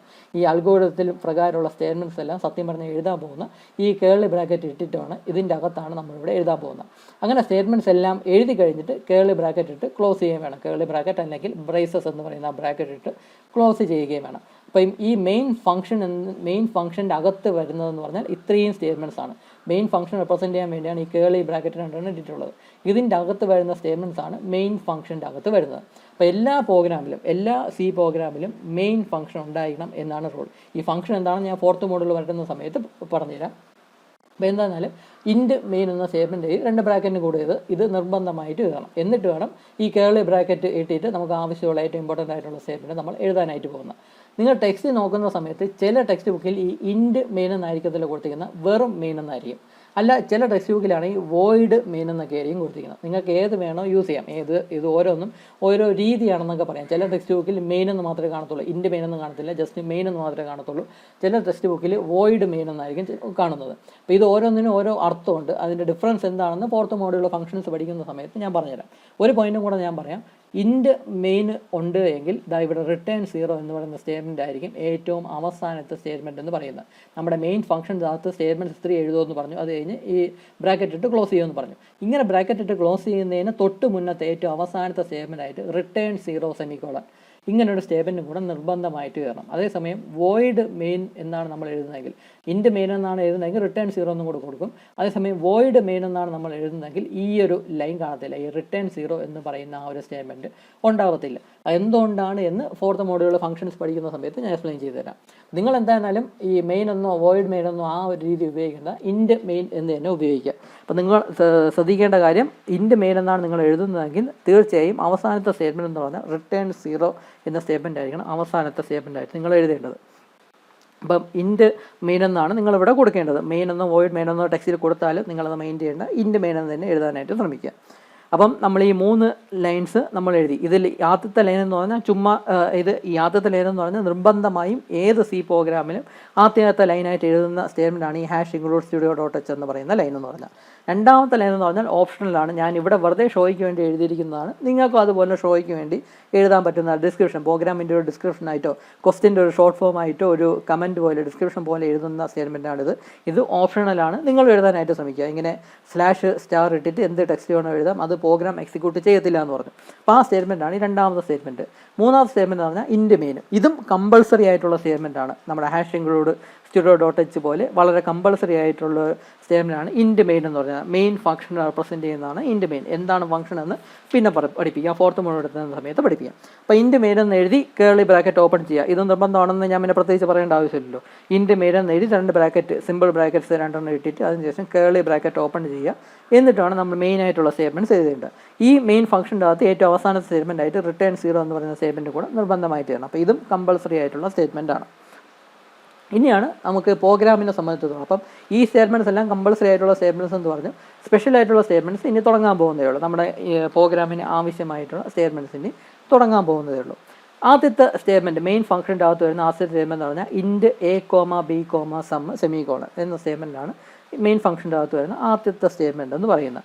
സംഭവം എന്തെന്ന് വെച്ചാൽ, നമ്മളിവിടെ പ്രോഗ്രാം റൺ ചെയ്യുന്ന സമയത്ത് നമുക്ക് 2 ഇൻപുട്ട് വാല്യൂസാണ് നമുക്ക് കീബോർഡ് വഴി എൻ്റർ ചെയ്ത് കൊടുക്കേണ്ടത്. അപ്പോൾ ഇവിടെ 75 എന്നും 47 എന്നും പറഞ്ഞ രണ്ട് നമ്പേഴ്സ് നമ്മൾ എൻ്റർ ചെയ്ത് കൊടുത്തു. ഈ നമ്പേഴ്സ് എന്ന് പറഞ്ഞാൽ എന്ത് നമ്പേഴ്സാണ്? അത് ഹോൾ നമ്പേഴ്സാണ്. ഡെസിമൽ പോയിൻറ്റ്സ് ഉള്ള നമ്പേഴ്സ് അല്ല നമ്മൾ എൻ്റർ ചെയ്ത് കൊടുത്തത്. നമ്മൾ ഡെസിമൽ പോയിൻറ്റ്സ് ഉള്ള നമ്പേഴ്സ് എൻ്റർ ചെയ്യുന്നില്ല എന്ന അസംഷനിലാണ് നമ്മൾ ഈ പ്രോഗ്രാം എഴുതുന്നത്. ജസ്റ്റ് ഹോൾ നമ്പേഴ്സ്, അതായത് ഇൻറ്റീജർ നമ്പേഴ്സാണ് നമ്മൾ എൻ്റർ ചെയ്ത് കൊടുക്കുന്നത്. നമ്മൾ രണ്ട് ഇൻറ്റീജർ നമ്പേഴ്സ് എൻ്റർ ചെയ്ത് കൊടുക്കുന്നുണ്ട്. അപ്പോൾ രണ്ട് ഇൻറ്റീജർ നമ്പേഴ്സ് എൻ്റർ ചെയ്യുന്നു എന്ന് പറഞ്ഞാൽ, ഒരു മിനിറ്റ് വെയിറ്റ് ചെയ്യുക.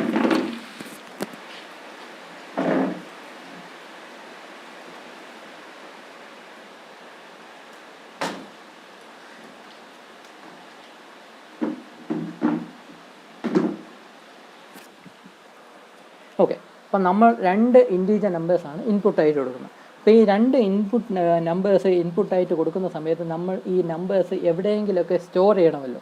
ഇവിടെ നമ്മൾ അൽഗോരിതത്തിൽ എ എന്നും ബി എന്നും ഒക്കെയാണ് കൺസിഡർ ചെയ്തത്. അപ്പോൾ നമ്മൾ ഈ ഇൻപുട്ട് ചെയ്ത് കൊടുക്കുന്ന നമ്പേഴ്സ് എവിടെയെങ്കിലും ഒന്ന് സ്റ്റോർ ചെയ്യണം. അപ്പം ഇവിടെ അൽഗോരിതത്തിൽ കാണിച്ചിരിക്കുന്ന എ എന്നും ബി എന്നും പറയുന്ന പേരിലോട്ട് സ്റ്റോർ ചെയ്യുന്നു എന്നാണ് അൽഗോരിതത്തിൽ കാണിച്ചിരിക്കുന്നത്. അപ്പോൾ അതുപോലെ തന്നെയാണ് ഇവിടെ നമ്മൾ ഈ ഇൻപുട്ടായിട്ട് കൊടുക്കുന്ന വാല്യൂസ് എവിടെയെങ്കിലും ഒന്ന് സ്റ്റോർ ചെയ്യണം. അങ്ങനെ സ്റ്റോർ ചെയ്യാൻ വേണ്ടിയുള്ള വേരിയബിൾസാണ് ഈ കൊടുത്തിരിക്കുന്ന 3 എണ്ണം എന്ന് പറയുന്നത്. A, B, some.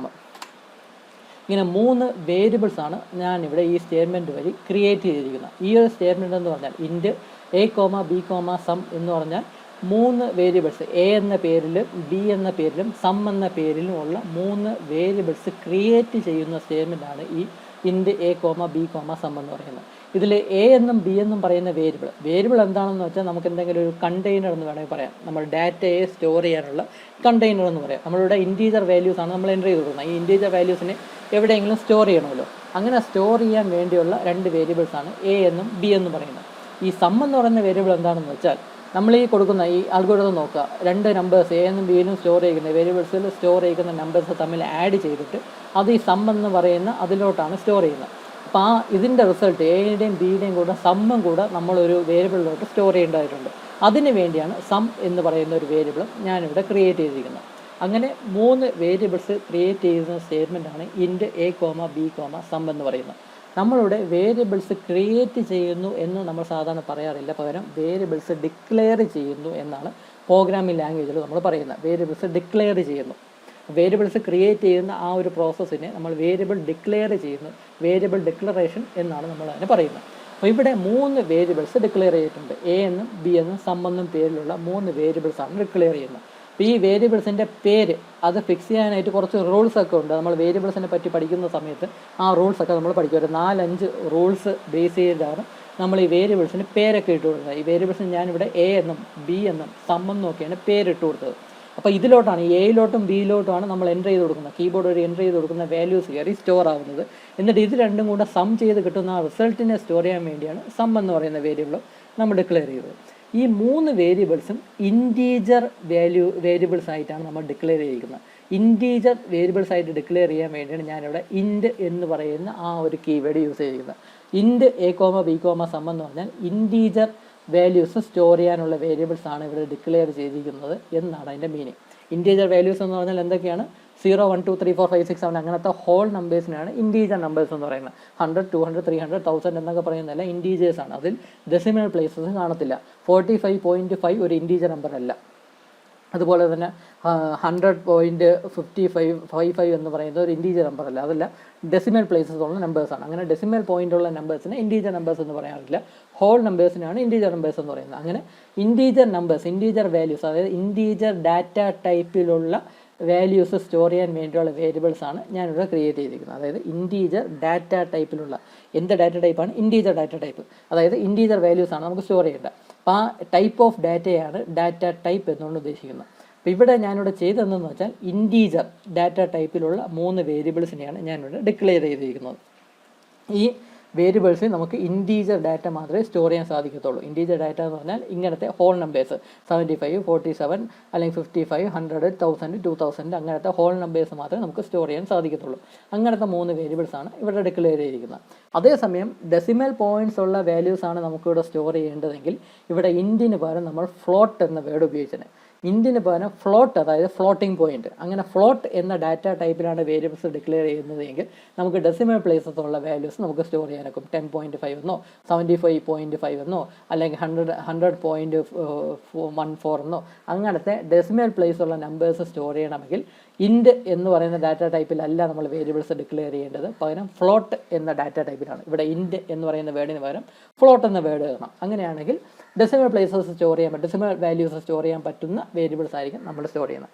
അതേസമയം നമുക്കിവിടെ സ്റ്റോർ ചെയ്യേണ്ട വാല്യൂസ് എന്ന് പറയുന്നത് എന്തെങ്കിലും ക്യാരക്ടർ ആണെങ്കിൽ, അതായത് ABCD എന്ന ആൽഫാബറ്റാണ് നമുക്ക് സ്റ്റോർ ചെയ്യേണ്ടത്, അല്ലെങ്കിൽ എന്തെങ്കിലും സ്പെഷ്യൽ സിമ്പിൾസ് ആണ് നമുക്ക് സ്റ്റോർ ചെയ്യേണ്ടത് എങ്കിൽ അതിൻ്റെ വേരിയബിൾസ് നമ്മൾ ഡിക്ലെയർ ചെയ്യേണ്ടത് ഈ ചാർ എന്ന ഡാറ്റ ടൈപ്പിലായിരിക്കണം. ഇവിടെ ഇൻറ്റിന് പകരം ചാർ CHAR എന്ന ഡാറ്റ ടൈപ്പിലാണ്, അതായത് character data type. Character data ടൈപ്പിലാണ് നമ്മൾ വേരിയബിൾസ് ഡിക്ലെയർ ചെയ്യുന്നതെങ്കിൽ നമുക്ക് ക്യാരക്ടേഴ്സ് അതിൽ സ്റ്റോർ ചെയ്യാൻ സാധിക്കും. ഇപ്പോൾ ആൽഫബറ്റ്സ് ABCD എന്ന ആൽഫബറ്റ്സോ അല്ലെങ്കിൽ സ്പെഷ്യൽ സിമ്പിൾസോ, ഈ പെർസെൻറ്റേജിൻ്റെ സിമ്പിൾ അല്ലെങ്കിൽ ഡോളറിൻ്റെ സിമ്പിൾ അല്ലെങ്കിൽ ഹാഷ് അറ്റ് എന്ന ആ സിമ്പിൾ, അങ്ങനെ സിമ്പിൾസ് ഒക്കെ സ്റ്റോർ ചെയ്യാനാണെങ്കിൽ ആ വേരിയബിൾസിന് നമുക്ക് ക്യാരക്ടർ ഡാറ്റ ടൈപ്പിൽ വേണം ആ വേരിയബിൾസ് ഡിക്ലെയർ ചെയ്യേണ്ടത്. ഇവിടെ ഇപ്പം ഇൻറ്റീജർ ഡാറ്റ ടൈപ്പിലാണ് ഈ 3 വേരിയബിൾസും ഡിക്ലെയർ ചെയ്തത്. അതായത് അതിൽ ഡെസിമൽ പ്ലേസ് ഉള്ള നമ്പേഴ്സ് സ്റ്റോർ ചെയ്യാൻ സാധിക്കത്തില്ല, ക്യാരക്ടേഴ്സും സ്റ്റോർ ചെയ്യാൻ സാധിക്കത്തില്ല, ഇൻറ്റീജർ നമ്പേഴ്സ് മാത്രമേ സ്റ്റോർ ചെയ്യാൻ സാധിക്കത്തുള്ളൂ. നമ്മളിവിടെ ഇവിടെ 2 നമ്പേഴ്സ് സം ചെയ്യാനുള്ള പ്രോഗ്രാമാണ് നമ്മൾ എഴുതുന്നത്. ആ 2 നമ്പേഴ്സ് എൻ്റർ ചെയ്ത് കൊടുക്കുന്ന 2 നമ്പേഴ്സും ഇൻറ്റീജർ വാല്യൂസ് എന്ന അസംഷനിലാണ് നമ്മളിവിടെ പ്രോഗ്രാം ഇവിടെ എഴുതിയിരിക്കുന്നത്. അതുകൊണ്ട് ഇൻറ്റീജർ ഡാറ്റ ടൈപ്പിലാണ് ഈ 3 വേരിയബിൾസ് നമ്മൾ ഡിക്ലെയർ ചെയ്തിരിക്കുന്നത്. അപ്പോൾ അത് ഈ സ്റ്റേറ്റ്മെൻറ്റ്. ഇനി അടുത്ത സ്റ്റേറ്റ്മെൻറ്റാണ് printf enter 2 നമ്പേഴ്സ് എന്ന് പറയുന്ന ഈ ഒരു സ്റ്റേറ്റ്മെൻറ്റ്. നമ്മളിവിടെ പ്രോഗ്രാം റൺ ചെയ്യുമ്പം ഔട്ട്പുട്ട് സ്ക്രീനിൽ ഇങ്ങനൊരു ടെക്സ്റ്റ് അപ്പിയർ ചെയ്യും. എൻ്റർ 2 നമ്പേഴ്സ് എന്ന് പറയുന്ന ഒരു ടെക്സ്റ്റ് അപ്പിയർ ചെയ്യുന്നുണ്ട്. നമുക്കിപ്പം എന്തെങ്കിലും ഒരു ടെക്സ്റ്റ് ഔട്ട്പുട്ട് സ്ക്രീനിൽ ഡിസ്പ്ലേ ചെയ്യണമെങ്കിൽ നമ്മൾ ഉപയോഗിക്കുന്ന ഫംഗ്ഷനാണ് ഈ printf എന്ന് പറയുന്ന ആ ഒരു കീവേഡ്. ഈ printf എന്ന് എഴുതി ഈ സിമ്പിൾ ബ്രാക്കറ്റ്സിൻ്റെ അകത്ത് നമ്മൾ ഡബിൾ കോട്ട്സിൻ്റെ അകത്ത് എന്തെങ്കിലും എഴുതുകയാണെങ്കിൽ പ്രോഗ്രാം റൺ ചെയ്യുമ്പോൾ ഔട്ട്പുട്ട് സ്ക്രീനിൽ ആ ടെക്സ്റ്റ് അതുപോലെ തന്നെ ഡിസ്പ്ലേ ചെയ്യും. അതായത് printf എന്ന കീവേഡ് എഴുതി സിമ്പിൾ ബ്രാക്കറ്റ്സ് ഓപ്പൺ ചെയ്ത് ഡബിൾ കോട്ട്സിൻ്റെ അകത്ത്, ഇവിടെ ഡബിൾ കോട്ട്സ് ഉണ്ട്, ഈ ഒരു ഡബിൾ കോട്ട്സും ഉണ്ട്, ഈ ഡബിൾ കോട്ട്സിൻ്റെ അകത്ത് എന്ത് ടെക്സ്റ്റ് നമ്മൾ എഴുതിയാലും ആ ടെക്സ്റ്റ് അതുപോലെ ഔട്ട്പുട്ട് സ്ക്രീനിൽ ഡിസ്പ്ലേ ചെയ്ത് കാണിക്കും. അങ്ങനെ എന്തെങ്കിലും ടെക്സ്റ്റ് ഔട്ട്പുട്ട് സ്ക്രീനിൽ ഡിസ്പ്ലേ ചെയ്ത് കാണിക്കാൻ വേണ്ടിയാണ് printf എന്ന് പറയുന്ന ആ ഒരു ഫംഗ്ഷൻ യൂസ് ചെയ്യുന്നത്. ആ printf എന്ന് എഴുതി സിമ്പിൾ ബ്രാക്കറ്റ്സ് ഓപ്പൺ ചെയ്ത് ഡബിൾ കോട്ട്സ് ഇട്ട് ഒരു ടെക്സ്റ്റ് എഴുതുക, എന്ത് ടെക്സ്റ്റാണ് ഡിസ്പ്ലേ ചെയ്യേണ്ടത് ആ ടെക്സ്റ്റ് എഴുതുക, എന്നിട്ട് അത് എൻഡ് ചെയ്യാനായിട്ട് ഡബിൾ കോട്ട്സ് ഇടുക, വീണ്ടും ബ്രാക്കറ്റ് ക്ലോസ് ചെയ്യുക, എന്നിട്ട് സെമി കോളന് കൂടെ ഇട്ട് കൊടുക്കുക. അപ്പോഴാണ് ആ സ്റ്റേറ്റ്മെൻറ്റ് തീരുന്നത്. ഈ സെമി കോളൻ എന്ന് പറയുന്ന അതിൻ്റെ ആ സിമ്പിളിൻ്റെ ക്യാരക്ടറിൻ്റെ ഫംഗ്ഷൻ എന്താണെന്ന് അറിയാമോ? ഈ സെമി കോളൻ ഇട്ട് കൊടുക്കുക. ഈ സെമി കോളൻ ഉദ്ദേശിക്കുന്നത് ആ ഒരു പർട്ടിക്കുലർ സ്റ്റേറ്റ്മെൻറ്റ് ടെർമിനേറ്റായി, ആ പർട്ടിക്കുലർ സ്റ്റേറ്റ്മെൻറ്റ് എൻഡായി എന്ന് ഡിനോട്ട് ചെയ്യാൻ വേണ്ടിയാണ് ഈ സെമി കോളൻ ഇട്ട് കൊടുക്കുന്നത്. ഇവിടെ ഇൻറ്റ് A, B, സം എന്ന് എഴുതിയിട്ട് സെമി കോളൻ ഇട്ട് കൊടുത്തിട്ടുണ്ട്. അതായത് ഈ ഒരു ലൈൻ ഓഫ് സ്റ്റേറ്റ്മെൻറ്റ്, ഈ ഒരു സ്റ്റേറ്റ്മെൻറ്റ് ടെർമിനേറ്റായി, ഇവിടെ വെച്ച് ടെർമിനേറ്റായി എന്ന് കാണിക്കാൻ വേണ്ടിയാണ് ഈ സെമി കോളൻ ഇട്ട് കൊടുക്കുന്നത്. ഇവിടെ തന്നെ ഈ printf എന്ന് പറയുന്ന സ്റ്റേറ്റ്മെൻറ്റ് ഇവിടെ വെച്ച് തീർന്നു, ഇവിടെ വെച്ച് കംപ്ലീറ്റ് ആയി എന്ന് സൂചിപ്പിക്കാൻ വേണ്ടിയാണ് ഈ ഒരു സെമി കോളൻ ഇട്ട് കൊടുക്കുന്നത്. അപ്പം നമുക്ക് എന്തെങ്കിലും ടെക്സ്റ്റ് ഔട്ട്പുട്ട് സ്ക്രീനിൽ ഡിസ്പ്ലേ ചെയ്യണമെങ്കിൽ printf എന്ന് പറയുന്ന ഫംഗ്ഷനാണ് യൂസ് ചെയ്യുന്നത്. printf എന്ന് എഴുതി സിമ്പിൾ ബ്രാക്കറ്റ്സ് ഓപ്പൺ ചെയ്ത് ഡബിൾ കോട്ട്സിൻ്റെ അകത്ത് വേണം ആ ടെക്സ്റ്റ് നമ്മൾ എഴുതേണ്ടത്. അപ്പോൾ അതാണ് അതിൻ്റെ സിൻടാക്സ് എന്ന് പറയുന്നത്. സിൻടാക്സ് എന്ന് പറഞ്ഞാൽ ആ വേർഡിൻ്റെ എന്താണ് ആ വേർഡ് കൊണ്ട് മീൻ ചെയ്യുന്നതെന്ന് മനസ്സിലായോ? സിൻടാക്സ് എന്ന് പറഞ്ഞാൽ ഒരു പ്രോഗ്രാമിംഗ് ലാംഗ്വേജിൻ്റെ ഗ്രാമർ എന്ന് വേണമെങ്കിൽ പറയാം സിൻടാക്സ് എന്ന്. അതായത് എങ്ങനെയാണ് നമ്മൾ ഈ ഫംഗ്ഷൻസ് ഒക്കെ എഴുതേണ്ടത്, സ്പെഷ്യൽ സിമ്പിളൊക്കെ എന്ത് ഓർഡറിലാണ് നമ്മൾ കറക്റ്റായിട്ട് അറേഞ്ച് ചെയ്ത് എഴുതേണ്ടത്, അതിൻ്റെ ഒരു ഫോർമാറ്റ് എന്താണ്, അതിനെയാണ് സിൻടാക്സ് എന്ന് ഉദ്ദേശിക്കുന്നത്. അപ്പോൾ കറക്റ്റായിട്ട് ആ ഓർഡറിലായിരിക്കണം നമ്മൾ ഈ ഡബിൾ കോട്ട്സും ബ്രാക്കറ്റും ഒക്കെ എഴുതേണ്ടത്. അപ്പോൾ ആ ഒരു ഓർഡറിനെയാണ്, ആ ഒരു റൂളിനെയാണ് സിൻടാക്സ് എന്ന് പറയുന്നത്. അപ്പോൾ printfൻ്റെ സിൻടാക്സ് ആണ് ഈ കൊടുത്തിരിക്കുന്നത്. അത് കഴിഞ്ഞിട്ട് നമ്മളിവിടെ ഇതിവിടെ കാണുമ്പോൾ ഇങ്ങനൊരു ടെക്സ്റ്റ് ഇവിടെ ഡിസ്പ്ലേ ചെയ്യുന്ന സമയത്താണ് നമ്മൾ കീബോർഡ് വഴി 2 നമ്പേഴ്സ് എൻ്റർ ചെയ്ത് കൊടുക്കുന്നത്. അപ്പോൾ 2 നമ്പേഴ്സാണ് നമ്മൾ കീബോർഡ് വഴി എൻ്റർ ചെയ്ത് കൊടുക്കാൻ പോകുന്നത്. അപ്പോൾ ആ 2 നമ്പേഴ്സ് നമ്മൾ അക്സെപ്റ്റ് ചെയ്യണം, കമ്പ്യൂട്ടർ അക്സെപ്റ്റ് ചെയ്യണം. 2 നമ്പേഴ്സ് കമ്പ്യൂട്ടർ അക്സെപ്റ്റ് ചെയ്യണം. അങ്ങനെ നമ്മൾ കീബോർഡ് വഴി ഇൻപുട്ട് ചെയ്ത് കൊടുക്കുന്ന എന്തെങ്കിലും ഡാറ്റയെ അക്സെപ്റ്റ് ചെയ്യണമെങ്കിൽ അതിന് വേണ്ടി ഉപയോഗിക്കുന്ന ഒരു ഫംഗ്ഷനാണ് scanf എന്ന് പറയുന്നത്. scanf എന്ന ഫംഗ്ഷൻ ഉപയോഗിച്ചാണ് യൂസർ കീബോർഡ് വഴി കൊടുക്കുന്ന ഡാറ്റയെ ഈ കമ്പ്യൂട്ടർ അക്സെപ്റ്റ് ചെയ്യുന്നത്. ഇവിടെ നമ്മളിവിടെ ഈ ടെക്സ്റ്റ് ഡിസ്പ്ലേ ചെയ്യുന്ന സമയത്തായിരിക്കും നമ്മൾ 2 വാല്യൂസ്, 2 ഇൻറ്റീജർ നമ്പേഴ്സ് എൻ്റർ ചെയ്ത് കൊടുക്കുന്നത്. ആ എൻ്റർ ചെയ്ത് കൊടുക്കുന്ന നമ്പേഴ്സിനെ അത് സേവ് ചെയ്യണം. ആ സേവ് ചെയ്യാനായിട്ട് കമ്പ്യൂട്ടർ അക്സെപ്റ്റ് ചെയ്ത് സേവ് ചെയ്യാൻ വേണ്ടി എന്തെങ്കിലും വേരിയബിൾസോട്ട് എയിലോട്ടും ബിയിലോട്ടും സേവ് ചെയ്യണമല്ലോ. അങ്ങനെ എയിലോട്ടും ബിയിലോട്ടും സേവ് ചെയ്യാൻ വേണ്ടി ഉപയോഗിക്കുന്ന ആ ഒരു സ്റ്റേറ്റ്മെൻറ്റാണ്, ആ ഒരു ഫംഗ്ഷനാണ് ഈ scanf എന്ന് പറയുന്നത്. അതിൻ്റെ സിൻടാക്സ് എങ്ങനെയാണെന്ന് പറഞ്ഞാൽ സ്കാൻഎഫ് എന്ന് എഴുതി ഒരു സിമ്പിൾ ബ്രാക്കറ്റ്സ് ഇട്ടിട്ട് ഡബിൾ കോട്ട്സിൻ്റെ അകത്ത് % എന്ന് കൊടുത്തിട്ടുണ്ട്. ഈ 2% ഡിയും ഈ ഡബിൾ കോട്ട്സിൻ്റെ അകത്ത് 2 ഡബിൾ കോട്ട്സിൻ്റെ അകത്തും ഇട്ടിട്ടുണ്ട്. ഡബിൾ കോട്ട്സ് ഇട്ടിട്ട് % ഡി ഈ ഇടയ്ക്കുള്ള സ്പേസ് അത്ര ഇമ്പോർട്ടൻസ് അല്ല. % ഡി എന്ന് എഴുതിയിട്ട് ഡബിൾ കോട്ട്സ് ഇട്ടിട്ടുണ്ട്. ഈ 2% ഡി എന്തിനാണ് ഇവിടെ കൊടുത്തത്? നമുക്ക് 2 വാല്യൂസാണ് ഇൻപുട്ടായിട്ട് അക്സെപ്റ്റ് ചെയ്യേണ്ടത്. ഒരു 3, 4, 5 വാല്യൂസ് അല്ല ഇൻപുട്ടായിട്ട് അക്സെപ്റ്റ് ചെയ്യേണ്ടത്, 2 വാല്യൂസാണ് ഇൻപുട്ടായിട്ട് അക്സെപ്റ്റ് ചെയ്യേണ്ടത്. ആ 2 വാല്യൂസ് അക്സെപ്റ്റ് ചെയ്യാൻ വേണ്ടിയാണ് നമ്മൾ 2 തവണ %d എന്ന് എഴുതിയിരിക്കുന്നത്. %d എന്ന്. ഈ %d എന്ന് എഴുതാൻ കാര്യം എന്താണ്? ഈ d എന്ന ആൽഫബറ്റ് റെപ്രസെൻറ്റ് ചെയ്യുന്ന ഇൻറ്റീജേഴ്സിനെയാണ്. നമ്മളിവിടെ അക്സെപ്റ്റ് ചെയ്യുന്നത് ഇൻറ്റീജർ നമ്പേഴ്സിനെയാണല്ലോ അക്സെപ്റ്റ് ചെയ്യുന്നത്. അങ്ങനെ ഇൻറ്റീജർ നമ്പേഴ്സിനെ റെപ്രസെൻറ്റ് ചെയ്യുന്നതാണ് ഈ d എന്ന് പറയുന്നത്. അതേസമയം ഡെസിമൽ പ്ലേസുള്ള നമ്പേഴ്സാണ് നമ്മൾ അക്സെപ്റ്റ് ചെയ്യുന്നത് എങ്കിൽ %f എന്നായിരിക്കണമായിരുന്നു നമ്മൾ കൊടുക്കുന്നത്. ഇവിടെ ഇപ്പം ഫ്ലോട്ട് എന്ന ഡാറ്റ ടൈപ്പിലാണ് ഈ വേരിയബിൾസ് ക്രിയേറ്റ് ചെയ്യുന്നതെങ്കിൽ ഇവിടെ %dക്ക് പകരം %f എന്ന് യൂസ് ചെയ്യണമായിരുന്നു. അതായത് ഡെസിമൽ പ്ലേസുള്ള വാല്യൂസാണ് ഇൻപുട്ടായിട്ട് അക്സെപ്റ്റ് ചെയ്യേണ്ടതെങ്കിൽ നമ്മൾ %f എന്നാണ് നമ്മൾ യൂസ് ചെയ്യേണ്ടത്. അതേസമയം എന്തെങ്കിലും ക്യാരക്ടേഴ്സാണ്, ആൽഫബറ്റ്സ് അല്ലെങ്കിൽ സ്പെഷ്യൽ സിമ്പിൾസ്, അങ്ങനത്തെ ക്യാരക്ടേഴ്സാണ് നമ്മൾ ഇൻപുട്ടായിട്ട് അക്സെപ്റ്റ് ചെയ്യുന്നതെങ്കിൽ %dക്ക് പകരം %c, ക്യാരക്ടറിൻ്റെ %c എന്ന ഇതായിരിക്കും നമ്മൾ യൂസ് ചെയ്യുന്നത്. ഇവിടെ പക്ഷേ %d ആണ് നമ്മൾ കൊടുത്തിട്ടുള്ളത്. ഈ d എന്ന് ഉദ്ദേശിക്കുന്ന ഇൻറ്റീജേഴ്സിനെയാണ്. അപ്പോൾ 2 ഇൻറ്റീജേഴ്സ് ഇൻപുട്ടായിട്ട് അക്സെപ്റ്റ് ചെയ്യണം. അതിനുവേണ്ടിയാണ് ഈ %d എന്ന് കൊടുത്തിട്ടുള്ളത്. അങ്ങനെ ഡബിൾ കോട്ട്സിൻ്റെ അകത്ത് 2 ഡബിൾ കോട്ട്സിൻ്റെ അകത്താണ് %d എന്ന് കൊടുത്തത്. എന്നിട്ട് കോമ ഇട്ടിട്ട് %a, %b എന്ന് കൊടുത്തിട്ടുണ്ട്. ഈ സംഭവം എന്തെന്ന് വെച്ചാൽ നമ്മൾ ഈ എൻ്റർ ചെയ്ത് കൊടുക്കുന്ന വാല്യൂസിനെ a എന്ന് പറയുന്ന വേരിയബിളിലോട്ടും b എന്ന് പറയുന്ന വേരിയബിളിലോട്ടുമാണ് സ്റ്റോർ ചെയ്യേണ്ടത്. അതിന് വേണ്ടിയാണ് ഈ നമ്മൾ എൻ്റർ ചെയ്ത് ഇൻപുട്ട് ചെയ്ത് കൊടുക്കുന്ന വാല്യൂസ് കറസ്പോണ്ടിങ് ആയിട്ട് a എന്ന് പറയുന്ന വേരിയബിളിലോട്ട് ആദ്യം എൻ്റർ ചെയ്ത് കൊടുക്കുന്ന വാല്യൂ ഇവിടെ ആദ്യം മെൻഷൻ ചെയ്തിരിക്കുന്ന a എന്ന വേരിയബിളിലോട്ട് സ്റ്റോർ ചെയ്യും. രണ്ടാമത് ഇൻപുട്ട് ചെയ്ത് കൊടുക്കുന്ന വാല്യൂ രണ്ടാമത് മെൻഷൻ ചെയ്തിരിക്കുന്ന b എന്ന് പറയുന്ന വേരിയബിളിലോട്ട് സ്റ്റോർ ചെയ്യും. അങ്ങനെ എയിലോട്ടും ബിയിലോട്ടും സ്റ്റോർ ചെയ്യാൻ വേണ്ടിയാണ് ഈ %a, %b എന്നിവിടെ എഴുതിയിരിക്കുന്നത്. ഇതെന്ന് പറയുന്ന ആൻഡിൻ്റെ സിമ്പലാണ് ഈ കൊടുത്തിരിക്കുന്നത്. ഇത് ഉദ്ദേശിക്കുന്ന അഡ്രസ്സാണ്. അതായത് a എന്ന് പറയുന്ന വേരിയബിളിൻ്റെ അഡ്രസ്സിലോട്ട് ഇൻപുട്ട് ചെയ്ത് കൊടുക്കുന്ന സ്റ്റോർ ചെയ്യുക, b എന്ന് പറയുന്ന വേരിയബിളിൻ്റെ അഡ്രസ്സിലോട്ട് ആ വാല്യൂ സ്റ്റോർ ചെയ്യുക എന്നാണ് മീൻ ചെയ്യുന്നത്. നിങ്ങളിപ്പോൾ അഡ്രസ്സ് ഒന്നും നിങ്ങൾ അത്രത്തോളം ആലോചിച്ച് കണക്കാക്കേണ്ട. എന്തായിരുന്നാലും സ്കാൻഎഫ് എന്ന് പറയുന്ന ഫംഗ്ഷൻ്റെ അതിൻ്റെ കൂടെയുള്ള സ്റ്റേറ്റ്മെൻ്റ് അകത്ത് നമ്മൾ അതിൻ്റെ വേരിയബിൾസിൻ്റെ പേരെഴുതുന്ന സമയത്ത് ഈ ആൻഡിൻ്റെ സിമ്പലും കൂടെ നിർബന്ധമായും നമ്മൾ എഴുതണം. എന്നാൽ മാത്രമേ കറക്റ്റായിട്ട് സ്റ്റോർ ചെയ്യുകയുള്ളൂ. അപ്പോൾ ഇവിടെ %d എന്ന് കൊടുത്തിട്ടുണ്ട്. അതായത് 2 ഇൻപുട്ട് വാല്യൂസ് അക്സെപ്റ്റ് ചെയ്യണം. അതിന് വേണ്ടിയാണ് 2 തവണ %d ഇവിടെ കൊടുത്തിട്ടുള്ളത്. എന്നിട്ട് ഡബിൾ കോട്ട്സ് ഇട്ടിട്ട് കോമ ഇട്ടു. എന്നിട്ട് %a, %b എന്ന് കൊടുത്തിട്ടുണ്ട്. അതായത് ആദ്യം ഇൻപുട്ട് ചെയ്യുന്ന വാല്യൂ a എന്ന് പറയുന്ന വേരിയബിളിലോട്ടും രണ്ടാമത് ഇൻപുട്ട് ചെയ്യുന്ന വാല്യൂ b എന്ന് പറയുന്ന വേരിയബിളിലോട്ടും സ്റ്റോർ ആവും. അത് കഴിഞ്ഞിട്ട് ഈ ബ്രാക്കറ്റ് ക്ലോസ് ചെയ്യുന്നു, സെമിക്കോളൻ ഇടുന്നു. അവിടെ വെച്ച് ഈ സ്കാൻഎഫ് എന്ന് പറയുന്ന സ്റ്റേറ്റ്മെൻറ്റ് തീരും. ഇനി അടുത്ത സ്റ്റേറ്റ്മെൻറ്റാണ് ഈ സം = a + b എന്ന് പറയുന്ന സ്റ്റേറ്റ്മെൻറ്റ്. ഇത് ഞാൻ എക്സ്പ്ലെയിൻ ചെയ്യേണ്ട ആവശ്യമില്ലല്ലോ. എന്താണ് ഇതൊരു മാത്തമാറ്റിക്കൽ സ്റ്റേറ്റ്മെൻ്റ് ആണ്. a എന്ന് പറയുന്ന വേരിയബിളിൽ സ്റ്റോർ ചെയ്യുന്ന വാല്യൂ b എന്ന് പറയുന്ന വേരിയബിളിൽ സ്റ്റോർ ചെയ്യുന്ന വാല്യൂ അത് രണ്ടും കൂടെ ആഡ് ചെയ്യുക. ആ കിട്ടുന്ന റിസൾട്ടിനെ സം എന്ന് പറയുന്ന വേരിയബിളിലോട്ട് സ്റ്റോർ ചെയ്യുക. അതാണ് ഈ മാത്തമാറ്റിക്കൽ ഇക്വേഷൻ കൊണ്ട് ഉദ്ദേശിക്കുന്നത്. സം = a + b എന്ന് കൊടുത്തിട്ടുണ്ട്. എന്നിട്ട് സെമിക്കോളൻ, അതായത് ആ ഒരു സ്റ്റേറ്റ്മെൻറ്റ് തീർന്നു എന്ന് കാണിക്കാനായിട്ട് സെമിക്കോളൻ കൊടുത്തിട്ടുണ്ട്. അപ്പോൾ ഈ ഒരു സ്റ്റേറ്റ്മെൻറ്റ് എക്സിക്യൂട്ട് ചെയ്യുമ്പോൾ സംഭവിക്കുന്നതെന്ന് വെച്ചാൽ a എന്ന് പറയുന്ന വേരിയബിൾ സ്റ്റോർ ചെയ്യുന്ന വാല്യൂവിൻ്റെ കൂടെ b എന്ന് പറയുന്ന വേരിയബിൾ സ്റ്റോർ ചെയ്യുന്ന വാല്യൂ ആഡ് ചെയ്ത് കൊടുക്കും. അപ്പോൾ രണ്ടും കൂടെ ആഡ് ചെയ്ത് കിട്ടുന്ന റിസൾട്ടിനെ സം എന്ന് പറയുന്ന വേരിയബിളിലോട്ട് അങ്ങ് സ്റ്റോർ ചെയ്യും. അതിനു വേണ്ടിയാണ് ഈ സം എന്ന് പറയുന്ന വേരിയബിൾ നമ്മളിവിടെ ക്രിയേറ്റ് ചെയ്തത് തന്നെ. അപ്പോൾ അങ്ങനെയാണ് ഈ 75 കൂടെ 47 കൂടെ ആഡ് ചെയ്യുമ്പോൾ റിസൾട്ട് 122 എന്ന് കിട്ടും. ആ 122 ആണ് സം എന്ന് പറയുന്ന വേരിയബിളിനോട് സ്റ്റോർ ചെയ്യുന്നത്. അപ്പം സത്യം പറഞ്ഞാൽ നമ്മുടെ ഈ പ്രോഗ്രാമിൻ്റെ ഏറ്റവും ഇമ്പോർട്ടൻ്റ് ആയിട്ടുള്ള സ്റ്റേറ്റ്മെൻറ്റ്, ആ ലോജിക്ക് വരുന്ന ഏറ്റവും ഇമ്പോർട്ടൻ്റ് ആയിട്ടുള്ള സ്റ്റേറ്റ്മെൻ്റ് ആണ് നമ്മളിപ്പോൾ എക്സ്പ്ലെയിൻ ചെയ്തത്. 2 നമ്പേഴ്സിൻ്റെ സം കാൽക്കുലേറ്റ് ചെയ്യുന്ന സ്റ്റേറ്റ്മെൻറ്റ് എന്ന് പറഞ്ഞാൽ ഈ ഒരു പർട്ടിക്കുലർ സ്റ്റേറ്റ്മെൻ്റ് ആണ്. അപ്പം അതിലോട്ട് സ്റ്റോർ ചെയ്തു. ഇനി അടുത്ത സ്റ്റേജ് എന്തെന്ന് പറഞ്ഞാൽ നമുക്ക് ഈ ഒരു ഔട്ട്പുട്ട് കാണിക്കണമല്ലോ. സം എന്താണെന്നാലും കാൽക്കുലേറ്റ് കഴിഞ്ഞു. ഇനി ആ സമ്മിനെ നമുക്ക് ഡിസ്പ്ലേ ചെയ്ത് കാണിക്കണം. അതാ ഇങ്ങനെ ഒരു ടെക്സ്റ്റ് ഔട്ട്പുട്ട് സ്ക്രീനിൽ വരണം.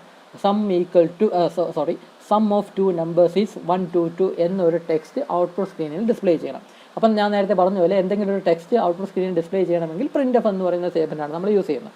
printf എന്ന് എഴുതി ബ്രാക്കറ്റ് ഓപ്പൺ ചെയ്ത് സിമ്പിൾ ബ്രാക്കറ്റ് ഓപ്പൺ ചെയ്ത് ഡബിൾ കോട്ട്സ് ഇട്ടിട്ട് സം ഓഫ് 2 നമ്പേഴ്സ് ഈസ് എന്ന് പറഞ്ഞിട്ട് ഒരു %d എന്ന് നമ്മളിവിടെ എഴുതിയിട്ടുണ്ട്.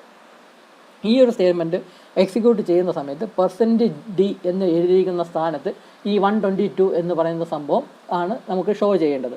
ഇവിടെ %d എന്ന് എഴുതി ഡബിൾ കോട്ട്സ് ഇട്ടിട്ട് കോമ ഇട്ടിട്ട് സം എന്നിവിടെ എഴുതിയിട്ടുണ്ട്. ഇവിടെ ഉദ്ദേശിക്കുന്നത് എന്തെന്ന് വെച്ചാൽ സം എന്ന് പറയുന്ന വേരിയബിൾ സ്റ്റോർ ചെയ്യുന്ന വാല്യൂ എന്താണോ ആ വാല്യൂ ആയിരിക്കും ഈ %d എന്ന് പറയുന്ന ടേമിൻ്റെ സ്ഥാനത്ത് അവിടെ അപ്പിയർ ചെയ്യുന്നത്. ഇവിടെ സം എന്ന് പറയുന്ന വേരിയബിൾ സ്റ്റോർ ചെയ്യുന്ന വാല്യൂ ഈ ഒരു എക്സാമ്പിൾ പ്രകാരം 122 എന്നാണ് ഈ സം എന്ന് പറയുന്ന വേരിയബിൾ സ്റ്റോർ ചെയ്യുന്നത്. അപ്പോൾ ആ വേരിയബിൾ സ്റ്റോർ ചെയ്യുന്ന വാല്യൂ എന്താണോ അത് ഈ %d എന്ന് പറയുന്ന ആ സ്ഥാനത്ത് അത് ഡിസ്പ്ലേ ചെയ്യും. അപ്പോൾ ഇവിടെ അത് ചെയ്യുന്ന സമയത്ത് ഈ ആൻഡിൻ്റെ സിമ്പിളൊന്നും യൂസ് ചെയ്യേണ്ട. ആൻഡിൻ്റെ സിമ്പിൾ എപ്പോഴും സ്കാൻഎഫിൻ്റെ കൂടെ മാത്രമേ യൂസ് ചെയ്യേണ്ട ആവശ്യമുള്ളൂ. പ്രിൻ്റ് എന്ന സ്റ്റേറ്റ്മെൻറ്റിൽ നമ്മൾ ആ വേരിയബിളിൻ്റെ പേര് മാത്രം മെൻഷൻ ചെയ്ത് കൊടുത്താൽ മതി. അപ്പോൾ പ്രിൻ്റ് എന്ന് എഴുതി ബ്രാക്കറ്റ് ഓപ്പൺ ചെയ്ത് ഡബിൾ കോട്ട്സിൻ്റെ അകത്ത് sum of 2 numbers is %d എന്ന് എഴുതി ഡബിൾ കോട്ട്സ് ഇട്ട് ക്ലോസ് ചെയ്തു. അപ്പോൾ ഈ ഡബിൾ കോട്ട്സ് ഈ 2 ഡബിൾ കോട്ട്സിൻ്റെയും ഇടയ്ക്ക് വരുന്ന ആ ടെക്സ്റ്റാണ് അതുപോലെ തന്നെ ഔട്ട്പുട്ട് സ്ക്രീനിൽ ഡിസ്പ്ലേ ചെയ്യുന്നത്. വ്യത്യാസം എന്ന് പറഞ്ഞാൽ ഇവിടെ %d എന്ന് കൊടുത്തിട്ടുണ്ട്. അപ്പോൾ ആ %d എന്ന ടേമിന് പകരം അത് ഇവിടെ കോമ ഇട്ടിട്ട് ഒരു വേരിയബിളിൻ്റെ പേര് ഇവിടെ എഴുതിയിട്ടുണ്ട്. ഈ വേരിയബിളിൻ്റെ സ്റ്റോർ ചെയ്യുന്ന വാല്യൂ എന്താണോ അതായിരിക്കും ഇവിടെ ഡിസ്പ്ലേ ചെയ്യുന്നത്. ഇവിടെ %d എന്ന് കാണിക്കുന്ന ഇൻറ്റീജർ വാല്യൂ ആണ് ഡിസ്പ്ലേ ചെയ്യേണ്ടത്. അതിന് വേണ്ടിയാണ് ഇവിടെ %d എന്ന് കൊടുത്തിട്ടുള്ളത്. സപ്പോസ് ഇവിടെ സമ്മിന് പകരം എ എന്നാണ് എഴുതിയിരുന്നത് എങ്കിൽ ഇവിടെ %dയുടെ സ്ഥാനത്ത് എയുടെ വാല്യൂ ആയ 75 എന്നായിരിക്കണമായിരുന്നു ഡിസ്പ്ലേ ചെയ്യുന്നത്. ഇവിടെ സമ്മിന് പകരം ബി എന്ന വേരിയബിൾ ആയിരുന്നു ബി എന്നായിരുന്നു എഴുതിയിരുന്നതെങ്കിൽ 47 എന്നായിരിക്കുമായിരുന്നു ഇവിടെ ഡിസ്പ്ലേ ചെയ്യുന്നത്. ഇവിടെ ഇപ്പോൾ സം എന്ന വേരിയബിളാണ് സം എന്ന ആ ഒരു പേരാണ് വേരിയബിളിൻ്റെ പേരാണ് ഇവിടെ എഴുതിയിരിക്കുന്നത്. അതുകൊണ്ട് ആ സം എന്ന് പറയുന്ന വേരിയബിൾ സ്റ്റോർ ചെയ്യുന്ന വാല്യൂ ആയിരിക്കും അതവിടെ ഡിസ്പ്ലേ ചെയ്യുന്നത്. അപ്പോൾ ഇതിവിടെ ഡിസ്പ്ലേ ചെയ്ത് കഴിഞ്ഞു. അപ്പം നമ്മുടെ ആക്ച്വലായിട്ടുള്ള പ്രോഗ്രാം എന്താണെന്ന് പറഞ്ഞാൽ സത്യം പറഞ്ഞാൽ കഴിഞ്ഞു. ഇനി വേറെ സ്റ്റേറ്റ്മെൻറ്റ്സ് ഒന്നുമില്ല. അപ്പോൾ അവസാനത്തെ സ്റ്റേറ്റ്മെൻറ്റായിട്ട് റിട്ടേൺ 0 എന്ന് പറയുന്ന സ്റ്റേറ്റ്മെൻറ്റ് കൂടെ എഴുതിയിട്ടുണ്ട്. എന്നിട്ട് ഇതാ കേളി ബ്രാക്കറ്റ് ഇട്ട് ക്ലോസ് ചെയ്തു. അപ്പോൾ ഇതാണ് നമ്മുടെ ഈ സിമ്പിൾ പ്രോഗ്രാം എന്ന് പറയുന്നത്. അപ്പോൾ ഞാനിപ്പോൾ ഇത്രയും പറഞ്ഞ കാര്യം തന്നെ ഈ പ്രോഗ്രാമിംഗ് ഒന്നും അറിഞ്ഞുകൂടാത്ത ആൾക്കാർ ഒന്നും കൂടെ കേട്ടാൽ അത് വളരെ ഉപകാരമായിരിക്കും. ഞാൻ ഇവിടെ തന്നെ ഒന്നും കൂടെ എക്സ്പ്ലെയിൻ ചെയ്യാനായിട്ട് നിൽക്കുന്നില്ല. നിങ്ങൾ വീഡിയോ തന്നെ റിപ്പീറ്റ് ചെയ്ത് കേട്ടാൽ മതി. ഇതാണ് ഈ സിമ്പിൾ പ്രോഗ്രാം എന്ന് പറയുന്നത്. നമ്മുടെ ഈ സി ലാംഗ്വേജിൽ മനസ്സിലിരിക്കേണ്ട ഒരു കാര്യം എന്തെന്ന് പറഞ്ഞാൽ ഇതിൻ്റെ ഈ ലാംഗ്വേജിൽ നമ്മൾ എഴുതുന്ന ലെറ്റേഴ്സ് എന്ന് പറയുന്നത് കേസ് സെൻസിറ്റീവാണ്. അതായത് ക്യാപിറ്റൽ ലെറ്റേഴ്സ് വേറെ സ്മോൾ ലെറ്റേഴ്സ് വേറെ രണ്ടാണ്. ക്യാപിറ്റൽ ലെറ്റേഴ്സ് വേറെ സ്മോൾ ലെറ്റേഴ്സ് വേറെ കേസ് സെൻസിറ്റീവ് ആയിട്ടുള്ള ഒരു ലാംഗ്വേജാണ് സി ലാംഗ്വേജ് എന്ന് പറയുന്നത്. അതുകൊണ്ട് സ്മോൾ ലെറ്റേഴ്സിൽ എഴുതേണ്ട സ്മോൾ ലെറ്റേഴ്സ് തന്നെ എഴുതണം. ഇവിടെ ഈ പ്രിൻ്റ് എഫിന് ഈ പി എന്ന ലെറ്റർ ക്യാപിറ്റലായി പോയ എറർ കാണിക്കും. കാരണം ഈ studio.h എന്ന് പറയുന്ന studio.h എന്ന ഹെഡർ ഫയലിൻ്റെ ആ ഡാറ്റാബേസ് പകരം പ്രിൻ്റ് എഫ് എന്ന് പറഞ്ഞാൽ എല്ലാം സ്മോൾ ലെറ്റേഴ്സിലാണ്. അതുപോലെ തന്നെ ഇവിടെ എയും ബിയും നമ്മൾ സ്മോൾ ലെറ്റേഴ്സിലാണ് കൊടുത്തിരുന്നത്. അതുകൊണ്ട് തന്നെ ഇവിടെ വേരിയബിൾ എല്ലാം എഴുതുമ്പോൾ സ്മോൾ ലെറ്റേഴ്സ് തന്നെ റെപ്രസെൻറ്റ് ചെയ്യണം. ഇവിടെയെല്ലാം സ്മോൾ ലെറ്റേഴ്സ് തന്നെ എഴുതണം. ഇവിടെ ഒന്നും ക്യാപിറ്റൽ ലെറ്റേഴ്സ് എഴുതി കളയരുത്. ഇവിടെ ക്യാപിറ്റൽ ലെറ്റേഴ്സ് എഴുതുന്നുവെങ്കിൽ ഇവിടെയും ക്യാപിറ്റൽ ലെറ്റേഴ്സ് തന്നെ യൂസ് ചെയ്യണം. അപ്പം കേസ് സെൻസിറ്റീവ് ആണ്. ക്യാപിറ്റൽ ലെറ്റേഴ്സ് വേറെ സ്മോൾ ലെറ്റേഴ്സ് വേറെ രണ്ടും സെയിം അല്ല എന്നും കൂടെ മനസ്സിൽ കരുതുക. ഇതാണ് ഒരു സിമ്പിൾ പ്രോഗ്രാം എന്ന് പറയുന്നത്. ഇനി ഒരു കാര്യം കൂടെ ഞാൻ ഇവിടെ പറയാം. നമ്മളിപ്പം ഡിസ്കസ് ചെയ്ത ആ ഒരു പ്രോഗ്രാം തന്നെയാണ് ഇവിടെ ഈ കൊടുത്തിട്ടുള്ളത്. പക്ഷേ ഒരു വ്യത്യാസമുണ്ട്. ഈ പ്രോഗ്രാമിൽ എല്ലാ ലൈനിലും ഓരോ മിസ്റ്റേക്ക് വീതമുണ്ട്. നമ്മളിപ്പം ഡിസ്കസ് ചെയ്ത പ്രോഗ്രാം തന്നെയാണ് ഈ കൊടുത്തിട്ടുള്ളത്. പക്ഷേ ഈ പ്രോഗ്രാമിൽ എല്ലാ ലൈനിലും ഒരു മിസ്റ്റേക്ക് വീതമുണ്ട്. അപ്പോൾ ആ മിസ്റ്റേക്ക് എന്തൊക്കെയാണെന്ന് നമ്മൾ കണ്ടെത്തണം. അപ്പോൾ ഓരോ ലൈനിലും ഓരോ മിസ്റ്റേക്ക് വീതം ഉണ്ടെന്ന് പറഞ്ഞാൽ നിങ്ങൾ ചെയ്യേണ്ടതെന്ന് പറഞ്ഞാൽ വീഡിയോ ഇവിടെ വെച്ച് പോസ് ചെയ്യുക. എന്നിട്ട് ഇതിൽ നോക്കിയിട്ട് എന്തൊക്കെയാണ് മിസ്റ്റേക്ക് എന്ന് ഓരോ ലൈനിലുള്ള മിസ്റ്റേക്ക് എന്തൊക്കെയാണെന്ന് ഐഡൻറ്റിഫൈ ചെയ്യാനായിട്ട് നോക്കുക. വേണമെങ്കിൽ വീഡിയോ പിറകോട്ട് പ്ലേ ചെയ്ത് നോക്കാം. അതല്ല എങ്കിൽ നിങ്ങൾ എന്നെ നോക്കിയിട്ട് ഓരോ ലൈനിലും ഓരോ മിസ്റ്റേക്ക് വീതം ഉണ്ടെന്ന് പറഞ്ഞു. അപ്പോൾ ആ മിസ്റ്റേക്ക് എന്താണെന്ന് ഐഡൻറ്റിഫൈ ചെയ്യാനായിട്ട് ശ്രമിക്കുക. എന്നിട്ട് ബാക്കി വീഡിയോ കാണുക. അപ്പോൾ ഞാൻ എന്തായിരുന്നാലും ബാക്കി മിസ്റ്റേക്സ് ഇപ്പം ഓരോന്ന് തന്നെ എക്സ്പ്ലെയിൻ ചെയ്യാം. അപ്പോൾ നിങ്ങൾ എന്താണെന്ന് വെച്ചാൽ വീഡിയോ പോസ് ചെയ്തിട്ട് മിസ്റ്റേക്സ് എന്തൊക്കെയാണെന്ന് മനസ്സിലാക്കുക ഓരോ ലൈനിലും. എന്നിട്ട് വീഡിയോയുടെ ബാക്കി കാണുക. അപ്പോൾ നമുക്കിവിടെ ഡിസ്കസ് ചെയ്യാം. ആദ്യത്തെ ലൈൻ നോക്കുക, ആദ്യത്തെ സ്റ്റേറ്റ്മെൻറ്റ് നോക്കുക. ഇതിൽ എന്താണ് മിസ്റ്റേക്ക്? #include studio.h എന്ന് കൊടുത്തിട്ടുണ്ട്. ഇവിടെ മിസ്റ്റേക്ക് എന്തെന്ന് പറഞ്ഞാൽ ഇവിടെ സെമി-കോളൻ ആവശ്യമില്ല. നമ്മൾ പഠിച്ചതാണ് ഈ ഹെഡർ ഫയൽ വരുന്ന സ്റ്റേറ്റ്മെൻറ്റിൽ നമ്മൾ സെമി-കോളൻ സാധാരണ ഇൻക്ലൂഡ് ചെയ്യാറില്ല. അപ്പോൾ ആ സെമി-കോളൻ അവിടെ ഒഴിവാക്കണം. അപ്പോൾ അതാണ് ആദ്യത്തെ സ്റ്റേറ്റ്മെൻറ്റിലുള്ള മിസ്റ്റേക്ക് എന്ന് പറയുന്നത്. രണ്ടാമത്തെ സ്റ്റേറ്റ്മെൻറ്റിലുള്ള മിസ്റ്റേക്ക് എന്താണ്? ഇത് സത്യം പറഞ്ഞാൽ സ്ലാഷ് അല്ല, ഇതൊരു ബാക്ക് സ്ലാഷാണ്. ഈ കാണുന്ന സ്ലാഷ് എന്ന് പറഞ്ഞാൽ വെറും സ്ലാഷ് അല്ല, ബാക്ക് സ്ലാഷാണ്. ഇത് സ്ലാഷ് എന്ന് പറയുന്ന ഒരു സിമ്പിൾ നമ്മുടെ കീബോർഡിലുണ്ട്, ബാക്ക് സ്ലാഷും ഉണ്ട്. ഈ കാണുന്നതെന്ന് പറഞ്ഞാൽ ബാക്ക് സ്ലാഷ് ആണ്. നമുക്കിവിടെ ബാക്ക് സ്ലാഷ് അല്ല കൊടുക്കേണ്ടത്, സ്ലാഷ് ആണ് കൊടുക്കേണ്ടത്. അതായത് സ്ലാഷ് എന്ന് പറഞ്ഞാൽ ഇങ്ങനെയാണ് ആംഗിൾ വരേണ്ടത്. നമ്മുടെ കീബോർഡിൽ നോക്കിയാൽ തന്നെ മനസ്സിലാവും. ഇതാണ് സ്ലാഷ് എന്ന് പറയുന്നത്. ഇതെന്ന് പറഞ്ഞാൽ ബാക്ക് സ്ലാഷ് ആണ്. അപ്പോൾ അതാണ് ഇതിലുള്ള മിസ്റ്റേക്ക് എന്ന് പറഞ്ഞാൽ. ഇവിടെ ഇപ്പോൾ എഴുതിയിരിക്കുന്ന ബാക്ക് സ്ലാഷ് ആണ്. നമ്മുടെ ആക്ച്വലായിട്ടുള്ള സിൻടാക്സ് പകരം ഇവിടെ സ്ലാഷ് ആണ് വരേണ്ടത്. അപ്പോൾ അതാണ് ആ സ്റ്റേറ്റ്മെൻറ്റിലുള്ള മിസ്റ്റേക്ക്. ഇനി അടുത്ത സ്റ്റേറ്റ്മെൻറ്റിലുള്ള മിസ്റ്റേക്ക് എന്താണ്? സിമ്പിളായിട്ട് മനസ്സിലാക്കാം. മെയിൻ ഫംഗ്ഷൻ എന്ന് പറഞ്ഞാൽ മെയിൻ എന്ന് പറഞ്ഞാൽ സ്മോൾ ലെറ്റേഴ്സിലാണ് എഴുതേണ്ടത്, ക്യാപിറ്റൽ ലെറ്ററിലല്ല. അപ്പം ഇതിവിടെ ക്യാപിറ്റൽ ലെറ്റർ വരാൻ പാടില്ല, സ്മോൾ ലെറ്ററിലേ വരാൻ പാടുള്ളൂ. ഇനി അടുത്ത ലൈനിലെ മിസ്റ്റേക്ക് എന്ന് പറഞ്ഞാൽ വളരെ സിമ്പിളാണ്. ഇവിടെ സ്ക്വയർ ബ്രാക്കറ്റ് അല്ല വരേണ്ടത്, കേർലി ബ്രാക്കറ്റാണ്. ബ്രേസസ് എന്ന് പറയുന്ന കേർലി ബ്രാക്കറ്റാണ് ഇവിടെ വരേണ്ടത്. അപ്പോൾ അതാണ് അതിൻ്റെ ആ ലൈനിലെ മിസ്റ്റേക്ക്. ഇനി ഈ ലൈനിലെ മിസ്റ്റേക്ക് എന്താണ്? ഈ ലൈനിലെ മിസ്റ്റേക്ക് എന്ന് പറഞ്ഞാൽ ഇവിടെ സെമി കോളനാണ് വരേണ്ടത്. ഇത് കോളനാണ്, കോളൻ അല്ല വരേണ്ടത്, സെമി കോളനാണ് ഇവിടെ ഇട്ട് കൊടുക്കേണ്ടത്. അപ്പോൾ അതാണ് ആ ലൈനിലെ മിസ്റ്റേക്ക്. ഇനി അടുത്ത ഈ ലൈനിലെ മിസ്റ്റേക്ക് എന്താണ്? സിമ്പിളാണ്. ഇവിടെ പ്രിൻ്റ് എഫിൽ പി എന്ന് പറയുന്ന ക്യാപിറ്റൽ ലെറ്റർ ആവാൻ പാടില്ല. കേസ് സെൻസിറ്റീവ് ആണ്, സ്മോൾ ലെറ്റർ ആണ് ഇവിടെ യൂസ് ചെയ്യേണ്ടത്. അപ്പോൾ ഇതാണ് ഈ ലൈനിലെ മിസ്റ്റേക്ക്. ഇനി അടുത്ത ലൈനിലെ മിസ്റ്റേക്ക് എന്താണ്? സ്കാനഫ് %d. ഇവിടെ ആക്ച്വലി 2 മിസ്റ്റേക്ക് ഉണ്ടെന്ന് പറയാം. ഒരു മിസ്റ്റേക്ക് എന്തെന്ന് പറയുന്നത് ഈ എയുടെ കൂടെയും ബിയുടെ കൂടെയും ആൻഡിൻ്റെ സിമ്പിൾ നിർബന്ധമായിട്ടും വയ്ക്കണമെന്ന് ഞാൻ പറഞ്ഞു. സ്കാനഫ് എന്ന സ്റ്റേറ്റ്മെൻ്റ് ആണെങ്കിൽ എയുടെയും ബിയുടെയും ഫ്രണ്ടിലായിട്ട് ആൻഡിൻ്റെ സിമ്പിൾ നിർബന്ധമായിട്ടും വേണം. അത് ഒരു മിസ്റ്റേക്ക്. രണ്ടാമത്തെ മിസ്റ്റേക്ക് എന്ന് പറഞ്ഞാൽ ഇവിടെ ഈ കോമ ആവശ്യമില്ല. ഈ കോമ അവിടെ ഇല്ലായിരുന്നു. ഇവിടെ ഈ ഡബിൾ കോഴ്സിൻ്റെ അകത്ത് %d എന്ന് കൊടുക്കുന്ന സമയത്ത് 2 ഇൻപുട്ടാണ് അക്സെപ്റ്റ് ചെയ്യേണ്ടത്. അപ്പോൾ അതിൻ്റെ ഇടയിൽ കോമ ആവശ്യമില്ല. അപ്പോൾ അങ്ങനെ 2 മിസ്റ്റേക്ക് ഈ സ്റ്റേറ്റ്മെൻറ്റിലുണ്ട്. അടുത്ത ഈ സ്റ്റേറ്റ്മെൻറ്റിലെ മിസ്റ്റേക്ക് എന്താണ്? ഇവിടെ സമ്മ് എസ് ക്യാപിറ്റൽ ആവാൻ പാടില്ല. കാരണം നമ്മളിവിടെ ഡിക്ലെയർ ചെയ്ത വേരിയബിളിൻ്റെ പേരെന്ന് പറഞ്ഞാൽ സ്മോൾ ലെറ്ററിലുള്ള സമ്മാണ്. അപ്പോൾ അതേ സ്മോൾ ലെറ്റേഴ്സിലുള്ള സം തന്നെയായിരിക്കണം നമ്മൾ ഇവിടെ യൂസ് ചെയ്യേണ്ടത്. അപ്പം ക്യാപിറ്റൽ എസ് പാടില്ല, സ്മോൾ ലെറ്റേഴ്സ് ആയിരിക്കണം അവിടെ ഉപയോഗിക്കേണ്ടത്. അടുത്ത സ്റ്റേറ്റ്മെൻറ്റിലെ മിസ്റ്റേക്ക് എന്താണ്? ഈ സ്റ്റേറ്റ്മെൻറ്റിലെ മിസ്റ്റേക്ക് എന്താണെന്ന് പറ്റിയാൽ ഇവിടെ പ്രിൻ്റ് എഫ് ഡബിൾ കോട്ട്സ് ഇട്ടിട്ട് sum of 2 numbers is %d, sum എന്ന് കൊടുത്തിട്ടുണ്ട്. എന്നിട്ട് ഇവിടെയാണ് ഈ ഡബിൾ കോട്ട്സ് ഇവിടെ ക്ലോസ് ചെയ്തിരിക്കുന്നത്. ഈ ഒരു സ്റ്റേറ്റ്മെൻറ്റ് എക്സിക്യൂട്ട് ചെയ്താൽ ഡിസ്പ്ലേ ചെയ്യുന്നത് എന്താണെന്ന് വെച്ചാൽ ഈ ഡബിൾ കോട്ട്സിൻ്റെ അകത്ത് വരുന്ന ടെക്സ്റ്റ് മുഴുവനും അങ്ങ് ഡിസ്പ്ലേ ചെയ്യും. അതായത് %d എന്ന് എഴുതി കോമയിട്ട് ഈ സമ്മ് എന്ന ആ ഒരു സംഭവം കൂടെ അങ്ങ് ഡിസ്പ്ലേ ചെയ്യും. നമുക്ക് ഈ ഒരു സമ്മൊന്നും ഡിസ്പ്ലേ ചെയ്യേണ്ട ആവശ്യമില്ല. അതുകൊണ്ട് ഈ ഡബിൾ കോട്ട്സ് എന്നുള്ളത് ഇവിടെയാണ് വരേണ്ടത്. ഡബിൾ കോട്ട്സിന് കഴിഞ്ഞിട്ട് വേണം ഇവിടെ കോമ വരാനായിട്ട്. അപ്പോൾ അതാണ് ഈ ലൈനിലെ മിസ്റ്റേക്ക് എന്ന് പറയുന്നത്. പിന്നെ അവസാനത്തെ മിസ്റ്റേക്ക് എന്ന് പറഞ്ഞാൽ ഇവിടെ ഒരു സെമി കോളനും കൂടെ ഉണ്ട്. ഇവിടെ സെമി കോളൻ ഇട്ടിട്ടില്ല, സെമി കോളനും കൂടെ വേണം, എന്നാലേ കറക്റ്റ് ആവത്തുള്ളൂ. അപ്പോൾ അതാണ് ആ ലൈനിലെ മിസ്റ്റേക്ക്. ഇതെന്ന് പറയുന്നത് സിമ്പിൾ ബ്രാക്കറ്റ് അല്ല ഇവിടെ ഉപയോഗിക്കേണ്ടത്, കേർലി ബ്രാക്കറ്റാണ്. കേർലി ബ്രാക്കറ്റാണ് അതിൻ്റെ കറക്റ്റ് പ്രകാരമുള്ള സിൻടാക്സ് എന്ന് പറയുന്നത്. അപ്പോൾ ഇതൊക്കെയാണ് മിസ്റ്റേക്സ് എന്ന് പറയുന്ന നമ്മുടെ ഈ പ്രോഗ്രാമിലുള്ള മിസ്റ്റേക്സ്, ഈ കാണിച്ച മിസ്റ്റേക്സ് എന്ന് പറഞ്ഞാൽ. അപ്പോൾ ഇത്രയാണ് ഈ വീഡിയോയിൽ എക്സ്പ്ലെയിൻ ചെയ്യാനുള്ളത്. തുടക്കം മാത്രമേ ആയിട്ടുള്ളൂ. അടുത്ത വീഡിയോയിൽ നമ്മൾ ഈ പ്രോഗ്രാം തന്നെയാണ് നമ്മൾ അടുത്ത വീഡിയോയിൽ ഡിസ്കസ് ചെയ്യാനായിട്ട് പോകുന്നത്. ഈ പ്രോഗ്രാമിൽ ചെറിയ ചെറിയ മാറ്റങ്ങൾ വരുത്തി എന്തൊക്കെ ചേഞ്ചസ് നമുക്ക് കൊണ്ടുവരാം, എന്തൊക്കെ ചേഞ്ചസ് ഉണ്ടാക്കാം എന്നതിനെ പറ്റി ഇതേ പ്രോഗ്രാം തന്നെയാണ് നമ്മൾ അടുത്ത വീഡിയോയിൽ ഡിസ്കസ് ചെയ്യുന്നത്. കുറച്ചും കൂടെ കാര്യങ്ങൾ നമ്മൾ അടുത്ത വീഡിയോയിൽ ഡിസ്കസ് ചെയ്യും. അപ്പോൾ ഈ വീഡിയോയിൽ ഇത്രയേ ഉള്ളൂ. ഈ വീഡിയോ നിങ്ങൾ ഒന്നും കൂടെ കാണാനായിട്ട് ശ്രമിക്കുക. പ്രോഗ്രാമിംഗ് അറിഞ്ഞുകൂടാത്ത ആൾക്കാർ ഈ വീഡിയോ ഒന്നും കൂടെ ഫാസ്റ്റായിട്ട് ഒന്നും കൂടെ കേൾക്കാനായിട്ട് ശ്രമിക്കുക. എന്തെങ്കിലും ഒരു കാര്യം മനസ്സിലായില്ല എങ്കിലും കുഴപ്പമില്ല, അടുത്ത ഇനി വരുന്ന വീഡിയോസിലും ഇതേ കാര്യം തന്നെ ഒന്നും കൂടെ എക്സ്പ്ലെയിൻ ചെയ്യും. അതുപോലെ തന്നെ തിയറി പഠിക്കുന്ന സമയത്തും ഈ കാര്യങ്ങളെല്ലാം ഒന്നും കൂടെ ഡീറ്റെയിൽഡ് ആയിട്ട് എക്സ്പ്ലെയിൻ ചെയ്യുന്നതായിരിക്കും. അപ്പം ഈ വീഡിയോയിൽ ഇത്രയേ ഉള്ളൂ. ബാക്കി അടുത്ത വീഡിയോയിൽ. Thank you.